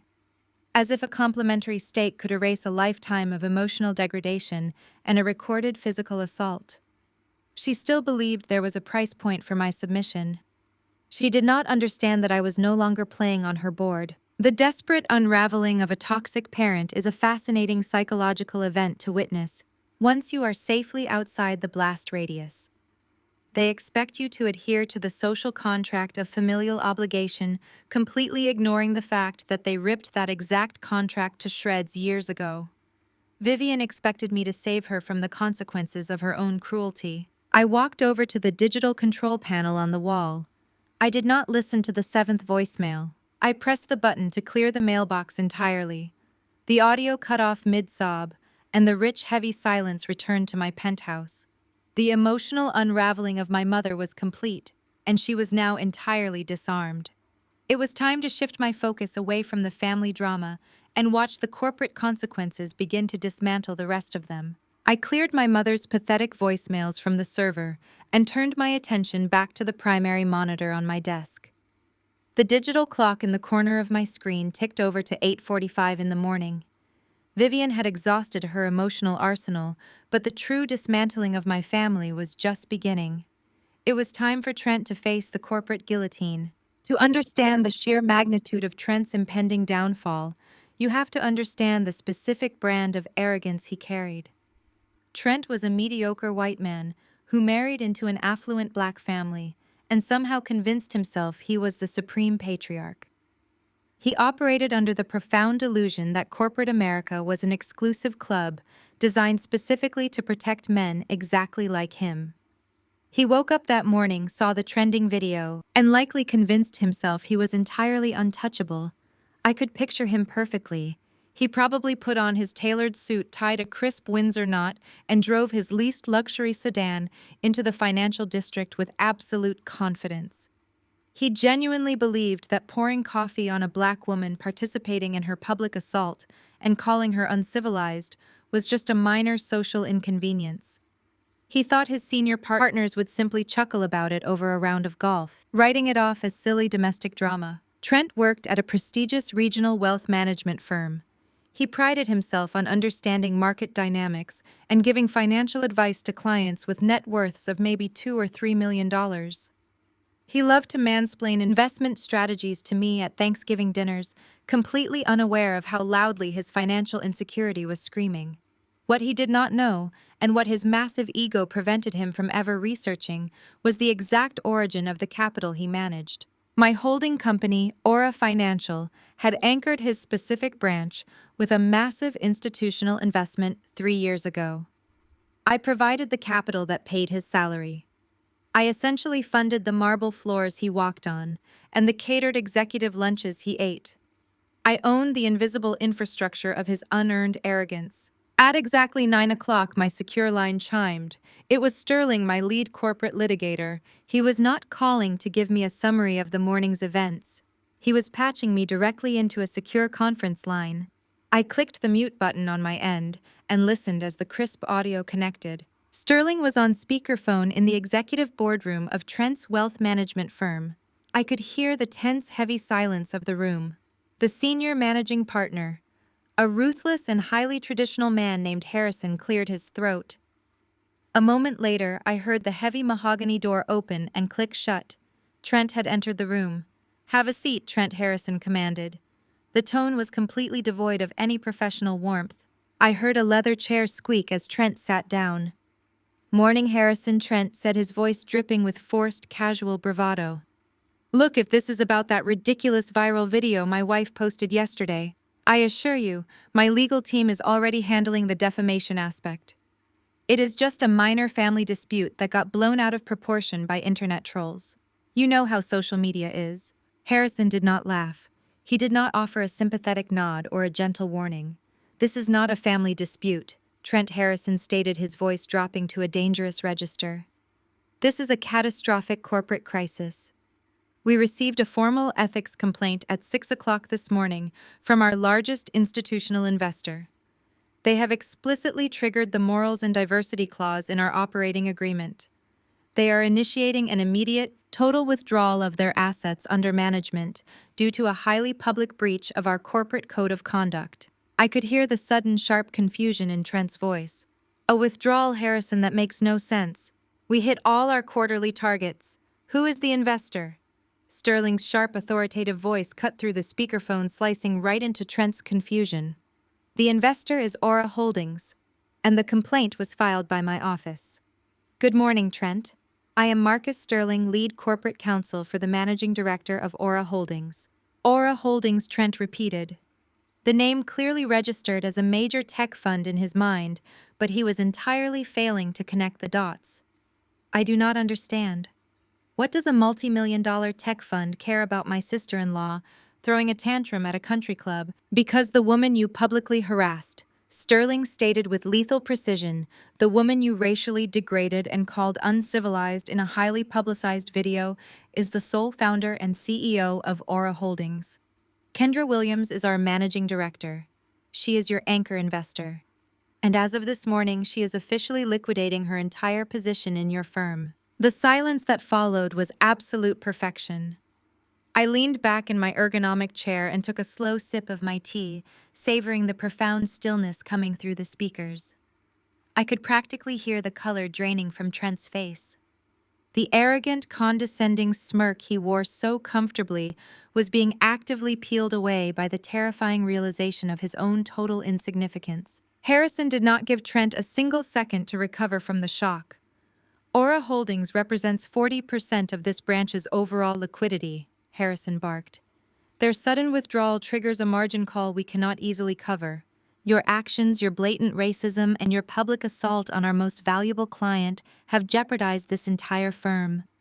You have fundamentally violated the morals clause in your employment contract, generating unprecedented reputational risk and institutional capital flight. Harrison, please, Trent stammered. His voice was shaking now. There has to be a mistake. Kendra is broke. She lives in a rundown studio apartment. She is just trying to manipulate you. It is a bluff. Trent was scrambling his fragile reality, completely shattering. He was desperately clinging to the false narrative my mother had fed him, because the alternative was far too devastating for his ego to process. He could not accept that the black woman he treated like trash was the financial titan holding his career in her hands. Sterling intervened, shutting down the denial immediately. There is no mistake, Trent. We have also submitted certified copies of your direct text messages to Ms. Williams, wherein you demand she remember her place in the hierarchy and submit to a public apology to boost your wife's influencer metrics. Your documented racial hostility violates federal and state employment guidelines, placing this firm in an indefensible legal position. Harrison delivered the final crushing blow. Trent, your employment at this firm is terminated effectively, immediately. Because you are being dismissed for cause due to gross misconduct and severe ethical violations, your severance package is entirely voided. Your unvested stock options are permanently canceled. Our private security team is waiting outside the door. They will escort you to your desk to collect your personal items. You have exactly 10 minutes to exit the building. You cannot do this! Trent pleaded, the corporate bravado completely stripped away, leaving only raw panic. I have a mortgage. My wife just signed a lease on commercial space for her beauty brand. You cannot fire me and strip my severance over a family argument. We are done here, Trent Harrison commanded coldly. Hand over your keycard and your company phone. I heard the plastic card and the heavy smartphone clatter against the wooden conference table. I heard the heavy door open again, followed by the heavy footsteps of the firm's security guards stepping into the executive suite. Trent's panicked breathing was the last thing I heard before his footsteps echoed out of the room. He was marched out of the executive suite stripped of his title, his six-figure income, and his unearned pride, all before his morning coffee had even gone cold. Sterling confirmed the termination was complete and formally disconnected the secure line. I exhaled a long, slow breath, looking out over the sprawling city. Trent had spent years trying to make me feel small. He had used his proximity to white corporate wealth to intimidate me, operating under the assumption that his status made him invincible. He thought he held the keys to the kingdom. He just never bothered to check who actually owned the castle. With Trent officially neutralized and escorted out of the financial district, I pivoted my attention to the second pillar of my family's fabricated reality. I turned back to the analytics dashboard Camille had set up for me, watching the real-time destruction of my sister's digital empire. Jasmine had built her entire existence on the fragile architecture of social media influence. Her followers, her brand deals, and her perceived status were the only things that gave her leverage in my mother's eyes. She weaponized that influence to humiliate me, utterly convinced that her follower count made her invincible. She was about to learn a brutal lesson about corporate liability. In the influencer industry, your reputation is your currency. The moment you become a liability to a brand's bottom line, you are discarded with astonishing speed. The Forbes article had already reframed Jasmine from a glamorous high society wife into a toxic, opportunistic bully. But it was the internet sleuths who hammered the final nail into her coffin. They did not just expose her cruelty toward a self-made black female executive. They amplified the audio of Trent laughing and making a blatantly racist microaggression about me not fitting into civilized society. Jasmine had built her brand heavily on the aesthetic of black luxury and female empowerment.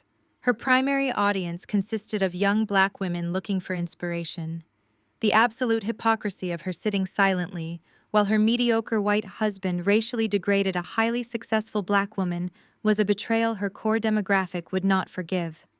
The corporate backlash began exactly 48 hours after the original Brunch video went live. It started with a boutique hair care company that had recently signed Jasmine to a 6-month promotional contract. They were a black-owned business, highly attuned to the cultural conversations happening on social media. They saw the trending hashtags. They saw the isolated audio of Trent's comments. They saw Jasmine laughing along with him. They did not hesitate. A statement appeared on their official corporate page. It was swift, decisive, and surgically precise. We at Luxe Crown Beauty stand firmly for the empowerment, respect, and elevation of black women. We do not condone cyberbullying, harassment, or racial hostility in any form. Effective immediately, we have terminated our partnership with Jasmine Williams. Her actions and the actions of her husband in the recent viral video do not align with our core values.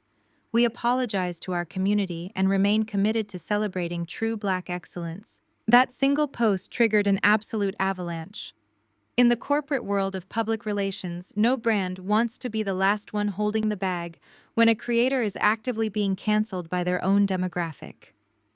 The moment Luxe Crown Beauty pulled the plug, the blood was in the water, and the rest of Jasmine's sponsors scrambled to sever ties before the public turned their outrage toward them. Within 2 hours, a major fast fashion retailer dropped her. They posted a graphic on their Instagram story, citing a zero-tolerance policy for online harassment. An hour later, an international cosmetics brand that had been sponsoring her upcoming beauty line launch issued a press release officially pausing all collaborations indefinitely. They explicitly mentioned their strict morals clause. I watched the dashboard track the mass exodus. Jasmine was losing sponsors faster than my legal team could even draft a cease and desist. The panic emanating from her digital footprint was palpable. I opened Instagram to see that Jasmine had gone live. She was desperate to stop the bleeding, abandoning her highly curated aesthetic for a raw, unfiltered plea to her remaining audience. She sat on the floor of her living room, her eyes swollen, crying hysterically into the camera. "You guys have to stop tagging my sponsors," she sobbed, clutching her phone. "You do not understand the whole story." Trent's comments were taken out of context. "He is not racist, I swear. He was just mad because my sister has been financially abusing our family for years. You are ruining my life over a family disagreement. I just signed a commercial lease for my new beauty brand. If these sponsors leave, I am going to lose everything." It was the worst possible move she could have made. Instead of taking accountability, she doubled down on the lies, tried to defend Trent's indefensible racism, and actively centered her own financial victimhood. The comments scrolling rapidly up the side of her live stream were absolutely merciless. "Financially abusing you. She is a Forbes CEO and you tried to force her to pay for your luxury vacation. Make it make sense. You are crying over a commercial lease while you let your husband call a black woman uncivilized. The self-hate is loud. Take accountability. You thought you could publicly humiliate a successful woman for clout, and now the bill is due. Pay up." Seeing the live stream backfiring spectacularly, Jasmine abruptly ended the broadcast. But the internet never forgets. Screen recordings of her disastrous defense circulated immediately, cementing her downfall. Brands that had been quietly waiting on the sidelines to see if the storm would pass took one look at her live stream and sprinted for the exit. By the end of the business day, Jasmine had lost every single one of her major partnerships. The affiliate links in her bio were dead. Her discount codes were deactivated. The lucrative revenue stream she used to fund her designer bags, her luxury car payments, and her heavily mortgaged suburban lifestyle had evaporated entirely. Then the platforms themselves stepped in. The sheer volume of users reporting her original Brunch video for targeted harassment and bullying triggered the automated safety protocols on several major applications. TikTok and Instagram placed immediate shadow bans on her accounts. YouTube, where she hosted her weekly vlogs, issued a formal strike against her channel for violating their community guidelines regarding cyberbullying. The strike carried a devastating consequence. It triggered an automatic platform-wide demonetization penalty. Jasmine was completely locked out of the Creator Fund. Advertisers were scrubbed from her archive of videos. Even if she somehow managed to post new content, she could not earn a single cent from the views. Her digital real estate had been condemned. I sat at my glass desk, evaluating the sheer magnitude of her collapse. Trent had lost his six-figure corporate salary just hours earlier. Now Jasmine had lost her entire digital income. The commercial lease for her beauty brand, which Trent had foolishly guaranteed, using his wealth management credentials, was now an unfunded, highly toxic liability. They were staring down the barrel of total financial ruin, completely stripped of the unearned arrogance that had fueled their cruelty at the country club. My private secure line pinged with an incoming message from Sterling. He informed me that the formal lawsuit for unauthorized commercial use of my likeness and defamation was fully drafted and ready for my signature. He noted that given Jasmine's sudden lack of brand sponsorships and Trent's immediate termination, their ability to retain competent legal counsel to fight our claims would be severely compromised. They simply did not have the capital to defend themselves against a multi-million-dollar corporate litigation team. I authorized Sterling to proceed with the filing, instructing him to ensure the process server delivered the lawsuit directly to their suburban home. I wanted the physical manifestation of their consequences handed to them on their own front porch. My personal phone, which I had placed face down on the marble island in the kitchen, buzzed with a relentless rhythm. Jasmine was attempting to bypass the block I had placed on her number by using burner applications and secondary social media accounts. Her messages were frantic, devoid of the smug superiority she had wielded so effortlessly just 2 days ago. "Kendra, please, I am begging you. Trent got fired today. My sponsors are gone. We cannot afford the mortgage without those brand deals. I will do whatever you want. I will make a public apology video. I will admit I lied about you being broke. I will leave Trent if that is what it takes. Just please tell the PR firms to stop. Tell the internet to leave me alone. You are my sister. You have to help me." She was offering to abandon her husband, the same man she allowed to racially degrade me, just to salvage a fraction of her influencer lifestyle. Her loyalty was completely transactional. She did not love Trent, she did not respect our mother, and she certainly did not care about me. Jasmine only cared about the spotlight, and she was utterly terrified of returning to the shadows. I deleted the burner messages without replying. I felt no obligation to save a woman who had gleefully poured gasoline on my reputation. She had demanded a public spectacle, and the public had simply delivered the final verdict. I turned away from the analytics dashboard, leaving her digital empire to burn to ash. The digital clock on my desk blinked over to noon. The corporate massacre of Trent and the influencer assassination of Jasmine were complete. Now it was time to address the root of the rot, Vivian and Malik. My mother Vivian existed in a perpetual state of performance. Her entire self-worth was inextricably linked to the social hierarchy of Atlanta's elite Black society. She spent decades curating an image of flawless affluence, desperately trying to prove that she belonged in the rooms where generational wealth congregated. The Oakwood Country Club was her sanctuary. It was where she held court, where she gossiped about lesser families, and where she derived her power. She woke up that morning believing the country club was still her domain. I knew exactly how she operated. When she felt threatened or insecure, her default response was to put on a designer dress, drive her least luxury SUV to the club, and surround herself with women who validated her existence. She thought she could simply walk into the dining room, order a mimosa, and spin a victim narrative about her rebellious, unstable daughter. She was about to discover that the women she spent her life trying to impress were the very same women who read Forbes over their morning coffee. My secure line chimed again. This time it was not Sterling. It was a contact I had cultivated quietly over the years, a senior member of the Oakwood Country Club's executive board. We had occasionally crossed paths at philanthropic galas. She was a formidable, highly respected woman who did not tolerate the kind of tacky public disruptions my family specialized in. "Kendra," she said, her voice dropping to a confidential murmur, "I thought you would like to know the resolution of the emergency board meeting we held this morning regarding the incident on Sunday." I leaned forward. "I appreciate the update, Eleanor." Eleanor let out a sharp, elegant sigh. "We reviewed the surveillance footage your legal team provided.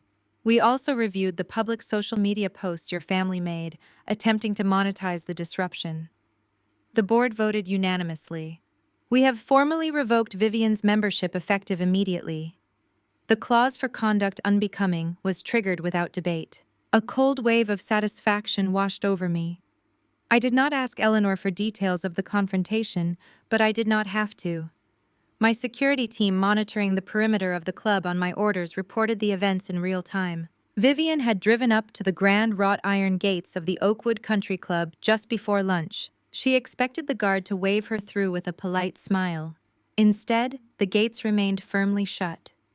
The guard stepped out of the booth and handed her a sealed heavy cream envelope bearing the crest of the executive board. I could visualize the exact moment her reality shattered.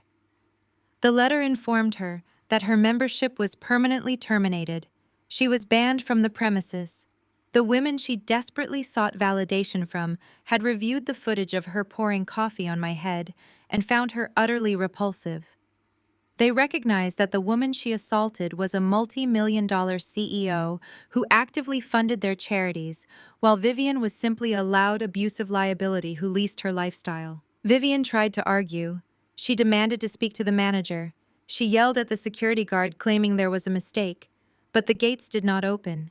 The illusion of her high society supremacy was dead, and she was left sitting in her car on the wrong side of the fence, entirely exiled from the only world that mattered to her. While my mother was being physically barred from her social sanctuary, my brother Malik was receiving a far more terrifying reality check. Malik lived his life believing that consequences were for other people. He thought he could bully his way through any situation relying on intimidation and our mother's endless financial bailouts.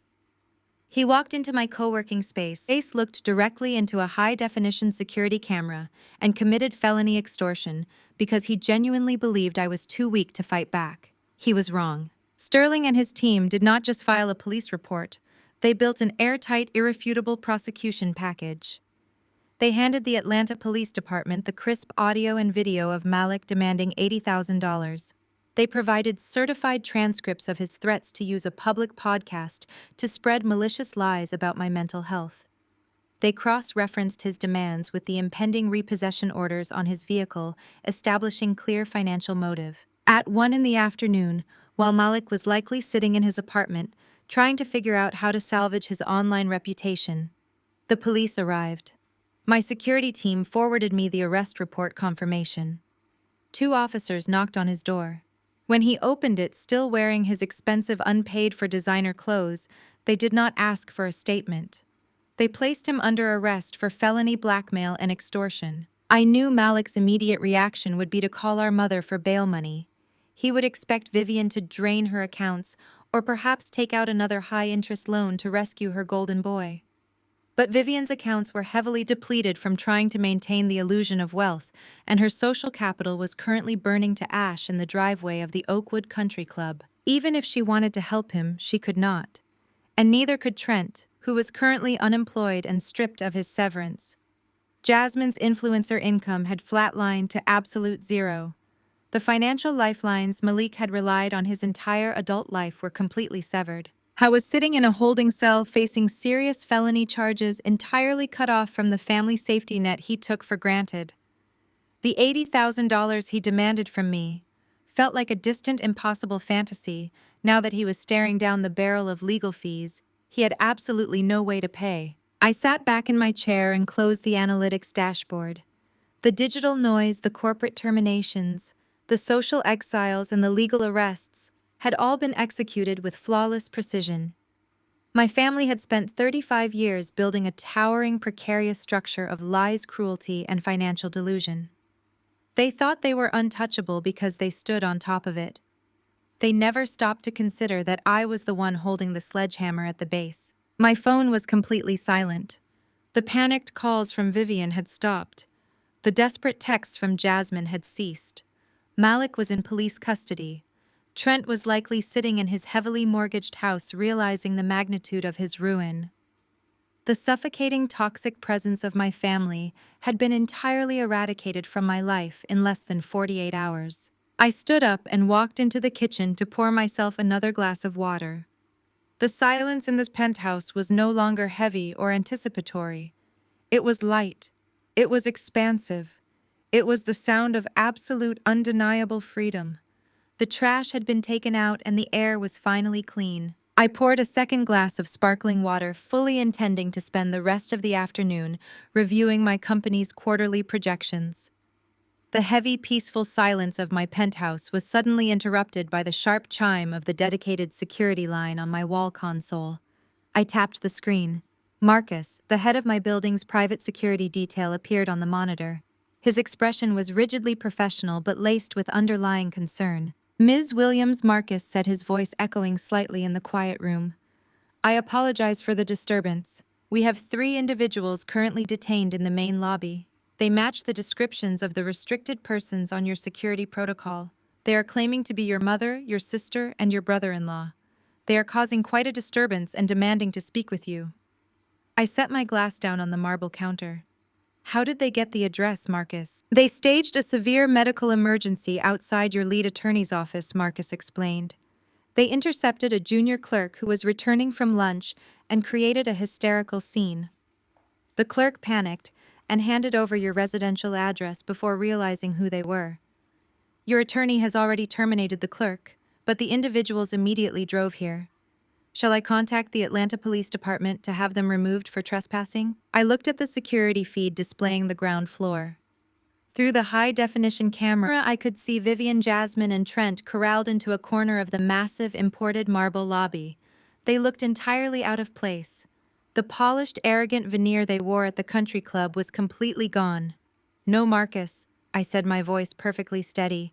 "Do not call the police just yet. Keep them in the guest holding area. I will be down in 5 minutes." I did not rush. I walked into my expansive closet and selected a tailored cream-colored power suit. It was the kind of effortless, quiet luxury that Vivian had spent her entire life trying to fake with heavily logoed fast fashion. I slipped on my heels, checked my reflection in the floor-to-ceiling mirror, and walked out. I felt absolutely no anxiety. My heart rate was slow and rhythmic. I stepped into my private elevator and hit the button for the ground floor. When the polished steel doors parted, I stepped into the grand lobby.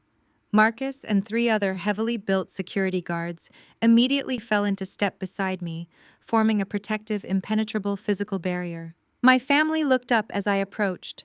The visual contrast was staggering. I stood in the center of a multi-million-dollar residential fortress, flanked by private security, wearing a suit that cost more than Trent's monthly mortgage. They stood huddled together, looking utterly destroyed. Trent was wearing wrinkled khakis and a polo shirt, his posture completely slumped. The arrogant corporate superiority he wielded so effortlessly yesterday had been entirely stripped away. Jasmine had dark, heavy circles under her eyes. She was clutching a cheap, unbranded tote bag instead of her usual rented designer purses. Her face was red and blotchy from hours of crying. Vivian looked like she had aged 10 years overnight. Her hair was flat, and her shoulders were rounded in defeat.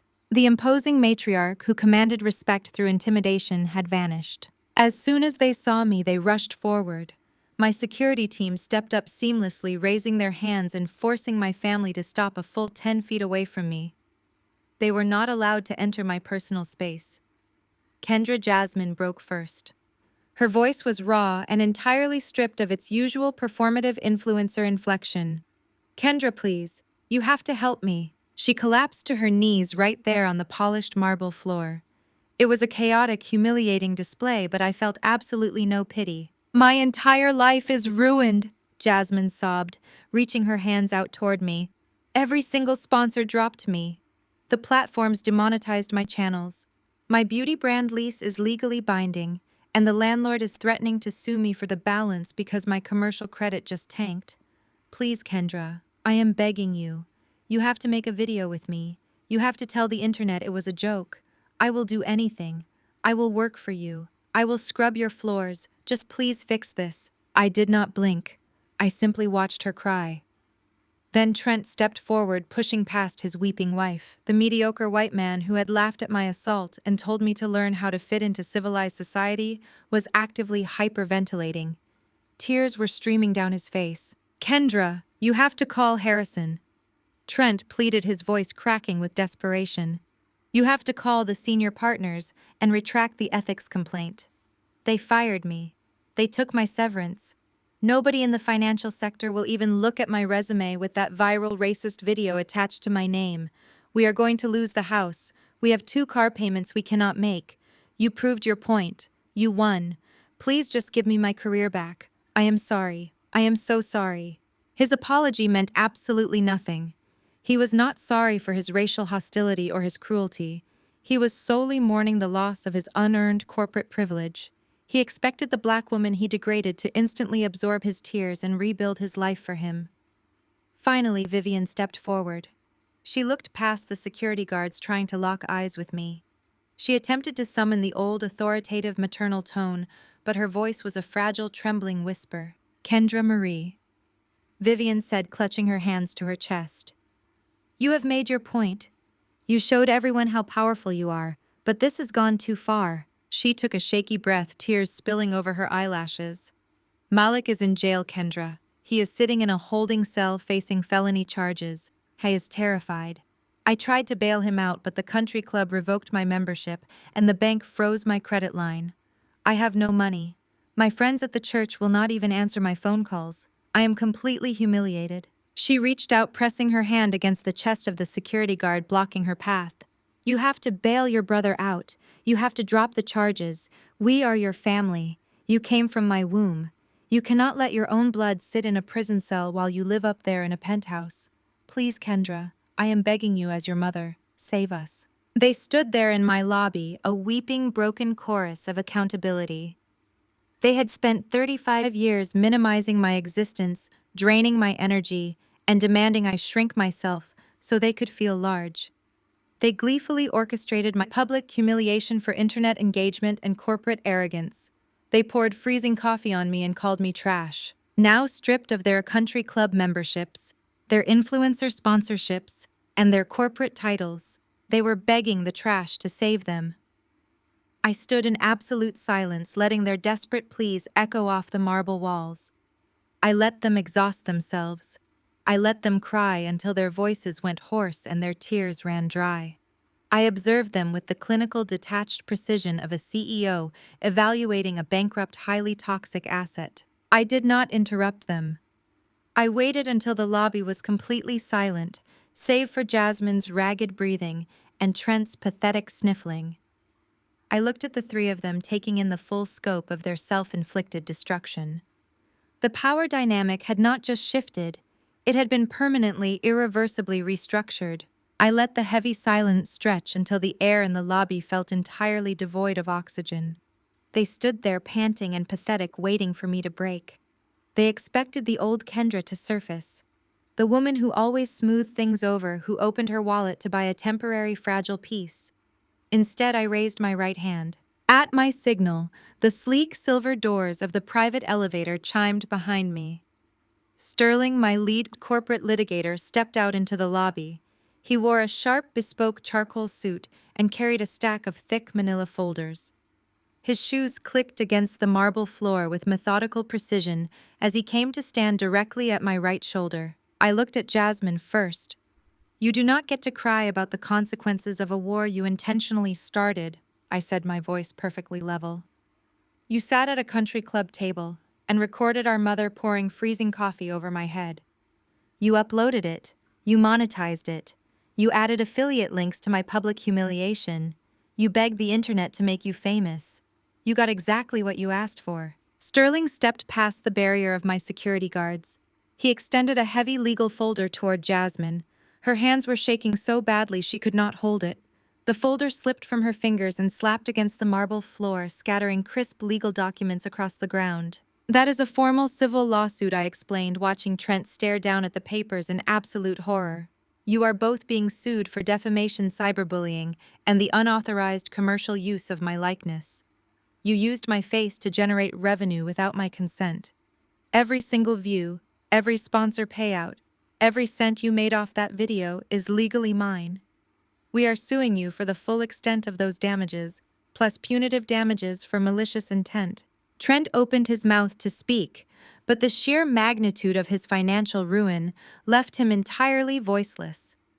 He realized he was not just fired from his job. He was about to be legally hunted by a billionaire corporation for the rest of his natural life. Any future earnings, any property, any assets they acquired would be immediately seized to satisfy the incoming judgment. I turned my attention to Vivian. She was staring at me as if she were looking at a complete stranger. In a way, she was. The daughter she knew was dead. Sterling handed Vivian a separate, slightly thinner folder. She took it automatically, clutching it to her chest as if it were a shield. That is a strict cease and desist order, I stated, looking directly into her eyes. It legally bars you from contacting me, my employees, my investors, and my philanthropic partners. You are not to approach my properties. You are not to mention my name in your social circles or your church. If you attempt to circumvent this order, my legal team will file for a permanent restraining order, and we will pursue criminal harassment charges. Vivian gasped, clutching the folder tighter.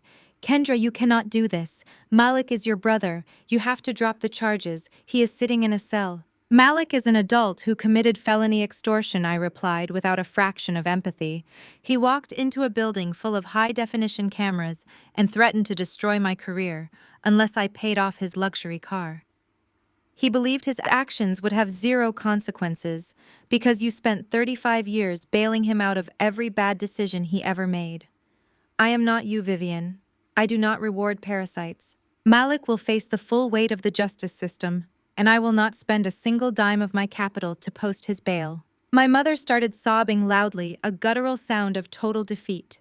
She finally understood that her reign of terror was permanently dismantled. There was no negotiation. There was no compromise. There was no amount of guilt or religious manipulation that could reach me. I was a fortress of pure logic and self-preservation. Jasmine fell forward, resting her hands on the marble floor, staring at the lawsuit documents scattered around her knees. Please, she whispered, her voice broken and raspy. We have nothing left. We are completely destroyed. What more do you want from us? I looked down at them. This group of arrogant, cruel people who had spent their entire lives treating me like a stepping stone. They wanted me to show anger. They wanted me to scream or curse because anger would imply I still cared. But my voice remained absolutely tranquil, cold, and finalized. I want nothing from you, I said. I want you to go back to the suburbs. I want you to sit in your heavily mortgaged houses and figure out how to survive in the real world without using me as your safety net. You spent decades telling me I was worthless. You spent decades telling me I did not fit into polite society. I took one step forward, closing the distance just enough to make them flinch. You wanted the world to watch how you treat trash, I said, delivering the final devastating blow. Now the world is watching how trash gets taken out. I did not wait for a response. I turned my back on them completely. I signaled Marcus and the security team. Escort them off the property. If they resist, call the local precinct and have them arrested for trespassing. I walked back towards the private elevator. Behind me, I heard the heavy boots of my security team moving in. I heard the panicked shuffling of Trent gathering the legal documents from the floor. I heard the raw, desperate wailing of my mother and sister as they were physically directed toward the revolving glass doors of the lobby. I stepped into the elevator and pressed the button for the penthouse. The polished steel doors slid shut, cutting off their cries entirely. The silence of the ascending elevator wrapped around me like a warm, heavy blanket. The transaction was over. The accounts were settled. The hum of the private elevator ascending to the penthouse was the only sound surrounding me. With every floor I passed, I could physically feel a heavy, toxic layer peeling off my skin. For 35 years I had carried the suffocating weight of my mother's expectations, my sister's insatiable jealousy, and the constant draining performance required to survive in their orbit. As the digital display above the door ticked upward, my shoulders dropped, my jaw unclinched. The chronic, low-grade anxiety that had buzzed in the back of my neck since childhood simply evaporated. I stepped out of the elevator and walked straight to the master security terminal mounted on the wall in the foyer. The high-definition screens displayed multiple angles of the ground floor lobby. I wanted to watch the absolute conclusion. I needed to witness the physical removal of the infection from my space. On the central monitor, Marcus and his security team were executing their orders with flawless, unyielding precision. They formed a tight, imposing semicircle around my family, steadily marching them toward the main revolving doors. There was no physical contact, just a massive, undeniable wall of authority forcing them out. I watched Trent first. The man who had sneered at my existence and demanded I conform to polite society was now shuffling across the marble floor like a hollow shell. He carried his stack of legal ruin against his chest, his head bowed, thoroughly stripped of his corporate armor. Beside him, Jasmine was stumbling. Without the filter of a ring light or the validation of her followers, her breakdown was stark and pathetic. She kept looking at her phone, perhaps waiting for a sponsor to miraculously rescue her, but the screen remained dark. Then I focused on Vivian. My mother walked rigidly, her face a mask of shattered pride. Right before she reached the exit, she stopped and turned around, looking up toward the ceiling cameras. She knew I was watching. For a fraction of a second, she raised her hand, a desperate final plea, directed at the unblinking lens. Marcus did not hesitate. He stepped forward, his massive frame blocking her view, and gestured firmly toward the street. Vivian lowered her hand, turned her back, and stepped through the revolving glass doors. They were pushed out into the blistering Atlanta heat. I watched them stand on the sidewalk, three broken people completely severed from my ecosystem. They hailed a basic rideshare car because Trent no longer had a corporate account to expense a luxury vehicle. The car pulled up, they climbed into the back seat, and they drove away. I reached out and pressed the power button on the security console. The screens went pitch black. Society constantly feeds us the narrative that family is everything. We are told, especially as Black women, that we must be the endless reservoirs of forgiveness. We are conditioned to be the strong ones, the mules who carry the generational dysfunction on our backs, so the rest of the bloodline can comfortably ride. We are told to pray for them to turn the other cheek, to keep the peace at all costs. I stood in the center of my penthouse and searched my soul for a single shred of guilt. I looked for the familiar pang of regret, the nagging voice telling me I had been too harsh, the maternal conditioning telling me to run down there and fix their mess. There was absolutely nothing. The emotional void was immaculate. I did not feel sad. I did not feel angry. I felt the profound, overwhelming clarity of a woman who had just survived a major surgical procedure. My family was not a support system. They were a malignancy. They were a tumor that had spent 3 decades feeding off my energy, my resources, and my spirit to sustain their own toxic growth. Today, I had simply taken a scalpel, sterilized the environment, and cut the tumor out completely. I walked into my kitchen, the afternoon sun pouring through the floor-to-ceiling windows, illuminating the pristine white marble. I poured myself a glass of sparkling water. The air in the penthouse felt distinctly lighter, crisper, as if their brief presence down in the lobby had polluted the building's ventilation, and the filtration system had finally scrubbed the toxins away. I took a slow, deep breath, holding the cool glass in my hand. I was 35 years old, standing at the absolute peak of my industry, surrounded by a life I had built entirely with my own 2 hands. I was completely untethered from the people who wanted to see me drown. The storm they tried to summon had passed, and it had only washed away the dead weight. The transaction was complete, the boundaries were permanently sealed, and my peace was finally irreversibly mine. 6 months later, the heavy, humid air of Atlanta had broken into a crisp and clear autumn morning. I stood backstage at the Georgia World Congress Center, the low electric hum of 5,000 attendees vibrating through the concrete floor beneath my feet. The legal dust from my family's spectacular implosion had completely settled. Malik had taken a plea deal for the extortion charges.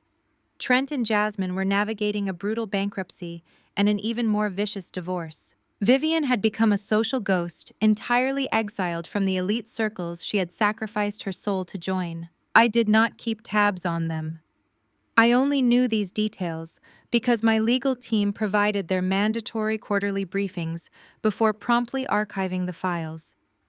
My abusers were no longer active threats. They were just finalized paperwork. A production assistant with a headset approached me with a warm, nervous smile signaling that it was time. I smoothed the lapels of my tailored crimson suit. For 35 years, I had draped myself in beige gray and muted tones, actively shrinking my physical presence to ensure my mother and sister could comfortably shine. I was done wearing beige. I was done shrinking. The booming voice of the master of ceremonies echoed through the massive auditorium.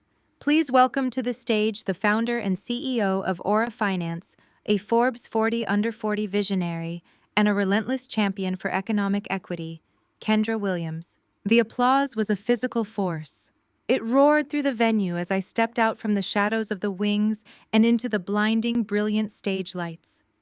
I walked to the center podium, the heels of my shoes clicking with absolute authority. I looked out over a sea of brilliant, ambitious black and brown women. Tech innovators, venture capitalists, and young entrepreneurs holding notebooks all looking up at me. I adjusted the microphone and let the applause naturally fade into a heavy, expectant silence. 6 months ago, I began my voice steady and echoing clearly across the cavernous room. Millions of you watched a video of me sitting silently at a country club while a glass of iced coffee was poured directly over my head. A ripple of recognition moved through the crowd. You watched a woman being told she was trash. You watched a woman being told she did not fit into civilized society by people who believed their cruelty was a substitute for actual power. What you did not see on that screen, what the people holding the cameras completely failed to realize, was the $200 million empire that woman was quietly running from her laptop. The audience erupted into cheers, but I raised my hand gently, bringing the room back to a focused hush. We need to have a very honest conversation about a concept that is actively killing our spirits. We need to talk about the toxic performance of Black excellence. For far too long, we have been conditioned to believe that excellence means proximity to traditional exclusionary power. We are taught that success means securing a membership at an elite country club, driving a leased luxury car you cannot afford, and projecting a flawless image to impress people who do not even like you. I leaned forward, making eye contact with the women in the front rows. Worse than that, we are taught that family loyalty means becoming the mule for your bloodline. We are told to absorb abuse, to tolerate financial extortion, and to shrink our own ambitions simply to keep up the appearance of a unified, perfect family. We are told to keep the peace at the expense of our own sanity. I am here to tell you today that performative excellence is a cage. It requires you to dim your own light to make mediocre people feel comfortable in the dark. I spent a decade building my wealth in the shadows because I knew my own family would view my success not as a triumph, but as a resource to exploit. I let them call me a failure because their definition of success was entirely superficial. But true excellence is not a designer label or a viral social media post. True excellence is financial literacy. It is the grueling, unglamorous late nights spent analyzing data, writing code, and building infrastructure.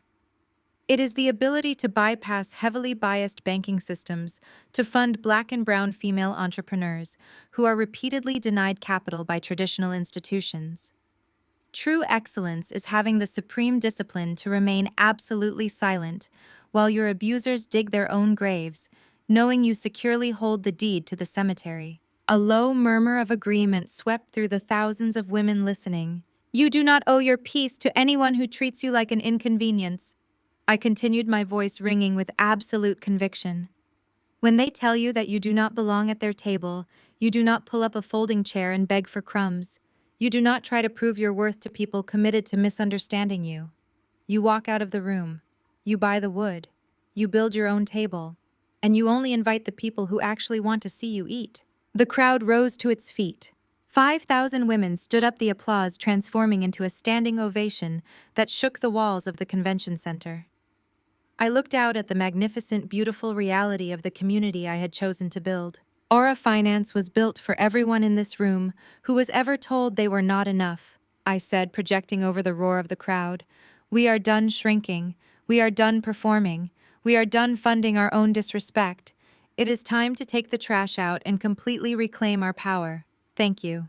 I stepped back from the podium, offering a graceful wave as the ovation continued. I walked off the stage and back into the wings where my lead publicist was waiting with a beaming smile and a bottle of water. My phone buzzed in my pocket. It was not a frantic text from a desperate toxic relative. It was an automated alert from my executive team confirming that a new multi-million-dollar community grant had just been successfully dispersed to 30 female business owners across the city. I walked toward the exit of the convention center, the thunderous roar of the crowd gradually fading behind me. I pushed open the heavy glass doors and stepped out into the bright, boundless Atlanta sun.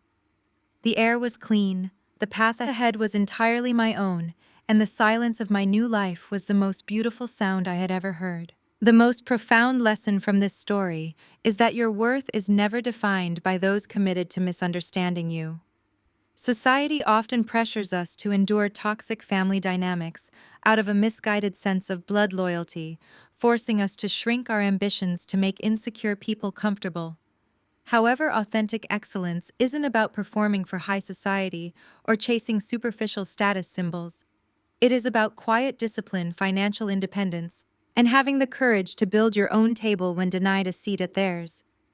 Protecting your peace is the ultimate success, and setting firm boundaries is your greatest power. Share your own journey of overcoming toxic environments and building your own success in the comments below, and hit subscribe for more empowering stories.